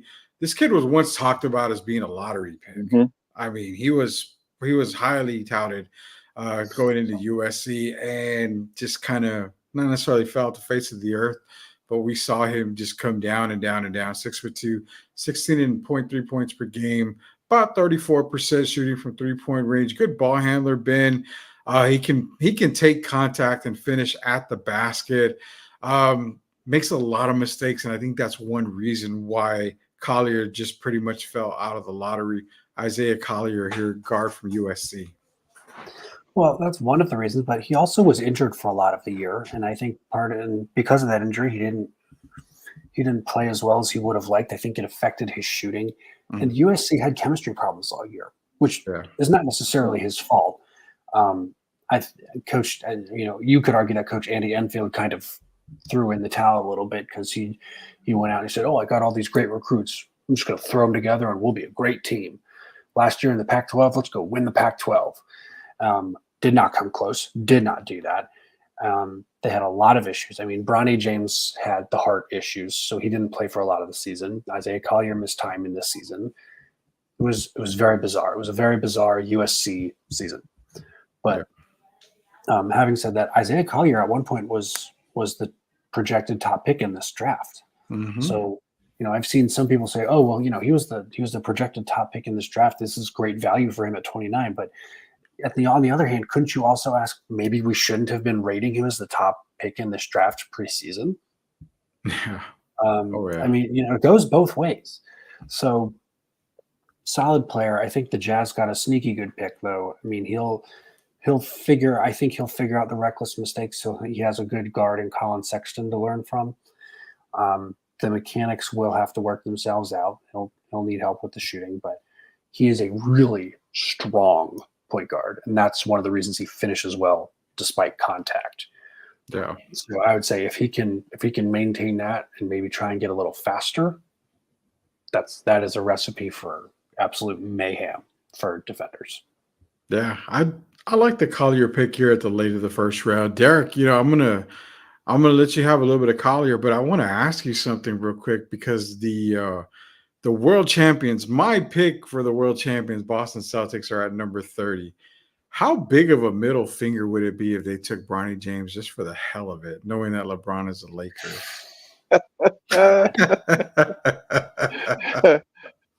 The day must be April the 1st, because that's not happening. No, I'm just saying them just to do it because of the Celtics. They could do rivalry. that. That's just kind of a that would be a once in a lifetime NBA moment. And it'll be even funnier is if they have Larry Bird come out and announce the pick.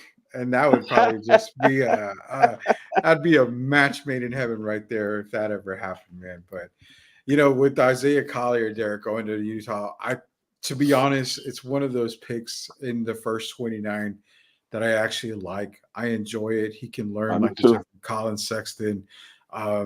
He's got a lot of good players there that he can learn from. Collier to Utah just makes a lot of sense for us. I think it's a good move because I watched them play a little bit this year, and they did have an up and down season, and a lot of things were out of the players' control.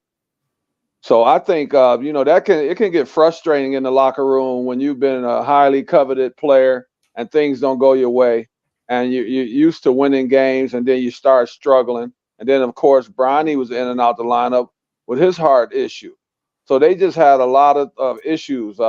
And then with Mr. Collier being hurt, sometime when you come back, and Ben, this, your wind is not the same, your conditioning. So there are several factors that can contribute to you not living up to the hype, as they say. But I think this young man is going to be a really good player, and I think it was a really good move for the Utah Jazz. Yeah, 100%. I really do think it was a really good move for the Utah Jazz. Man, we have one pick left, man. One pick left. I Boston think I can do Celtics. it. I can do it. We can Oh my make God. it. We can make it here. We can definitely make it. And I'm gonna tell you right now, I did see the pick, and I love this. This is a kid that I think we had talked about, Ben. And I'm gonna say Boston. Yeah, Boston. Yeah, I like this kid a lot, man. I know. I'm really upset that Boston got this pick.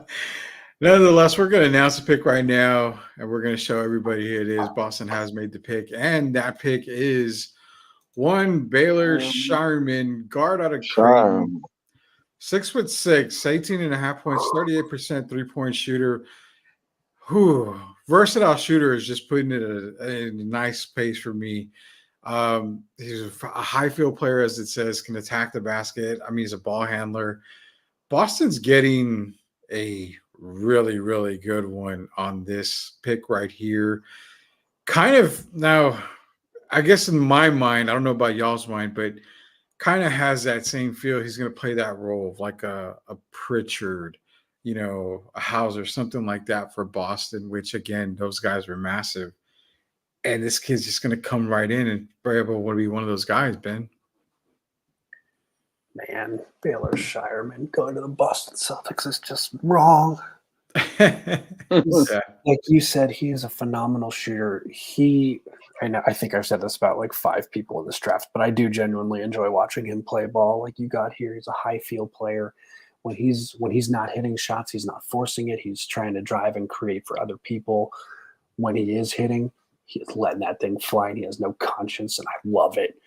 Just gets super confident. He's like, I'm going to hit every shot. You let me get up now, and you're going to regret it. And it's amazing. I love watching it so much. But he got to play with a 7-footer and Ryan Cockbrenner this past year. He's going to have the opportunity to play with Al Horford and Kristaps Porzingis, and Porzingis moves a lot better than Cockbrenner does and can step out and shoot it. I think it would be super fun to watch him play with that team. He gives them a shooter probably coming off the bench that they could use. I mean, they just won a title, so they don't necessarily need to do anything, but shoring up the bench like that sure doesn't hurt. Yeah, it makes me feel giddy, man, because now you've got Brown and Tatum who can obviously slash and get to the basket, and then to have Shireman out there just on the wing or somewhere all alone, drawing the defensive end, kicking it out to him. Oh my God, the rich just got richer. Derek, I mean, Shireman from Creighton, pure shooter, man. I like it. It's not just his shooting, Rudy. I like this kid. He's got a good basketball IQ. Mm-hmm. He could put the ball on the floor. He's different than Hauser and Pritchard because basically when they come in the game, sometimes Pritchard has to run the offense, but they want Pritchard to be able to be a knockdown shooter. And we know Hauser is a knockdown shooter, maybe mainly from the corner or the wing. This guy reminds me of the same role that Miami uses Jaquez in, and that Dallas and Golden State uses Poshemski. He's got the same type of ability, man. And I think Boston got one of the steals of the draft. Yeah, I mean, honestly, the last 2 picks of this draft are phenomenal fits for both teams in Utah and Boston. Boston, obviously, coming off of a title this year, they just got a lot stronger. That is it for the first round of the draft. We were with you for the entire time. As it is, like I said, the 2024 NBA draft presented by MCS General Contracting, La Cocina Taco Truck, Sweep the League is with you the entire draft. We're going to go ahead and end the stream right now. We're going to have Ben on either later in the week or next week to kind of recap the draft. He's going to give you his thoughts on maybe which team had the higher grade, which team maybe just hit and miss, swung for the fences, didn't quite get over the fence. Ben's going to come back and give us all the rest of his analytics for all these picks coming up here, including those in the second round who he felt maybe were great picks for teams, including your San Antonio Spurs. So first and foremost, thank you again to MCS General Contracting, La Cocina Taco Truck. Appreciate y'all guys for being a sponsor and sponsoring the NBA draft here for Sweep the League. So for Ben Bornstein, appreciate you joining us here tonight. Thank you for all Absolutely. your analysts, man. We appreciate that very much. For Coach Gio and for Derek, appreciate you joining us tonight, Derek. It was a long night, but welcome to your very first coverage of draft with us here at Sweep the League. I'm sure there's going to be many of them. I enjoyed it, Ben. I think you're great, man. It's the second time I told you that, and I appreciate meant it both times. Oh man, I enjoy Rudy and I are friends, and when he bring these guys on the show, man, it's special. But I got you. You're at the top of the list, my man. Oh boy, no pressure. No pressure at all, man. But again, we are going to end the coverage of our live stream. Give us about 15 minutes or so. We're going to come back with the NBA draft post show, and we're going to just kind of go over a couple of picks. It's not going to be long. I'll probably doing it for about 15, 20 minutes, maybe go over the Spurs picks. I know a lot of people are still upset on that. So for Ben Bornstein, for Derek Gervin, for Coach Gio, for our producers out there, Shemai and Mark, also to Rocky as well, and everybody involved to Sweep the League again, MCS General Contracting, La Cocina Food Truck. This has been the NBA Draft Coverage Show for Sweep the League. Give me about 15 minutes. We'll be back for some post show. Thanks for everybody tuning in. We'll announce a couple of winners here in the next couple of days for our NBA Draft Show. Again, thanks everybody for joining us here. This was Sweep the League. Ben.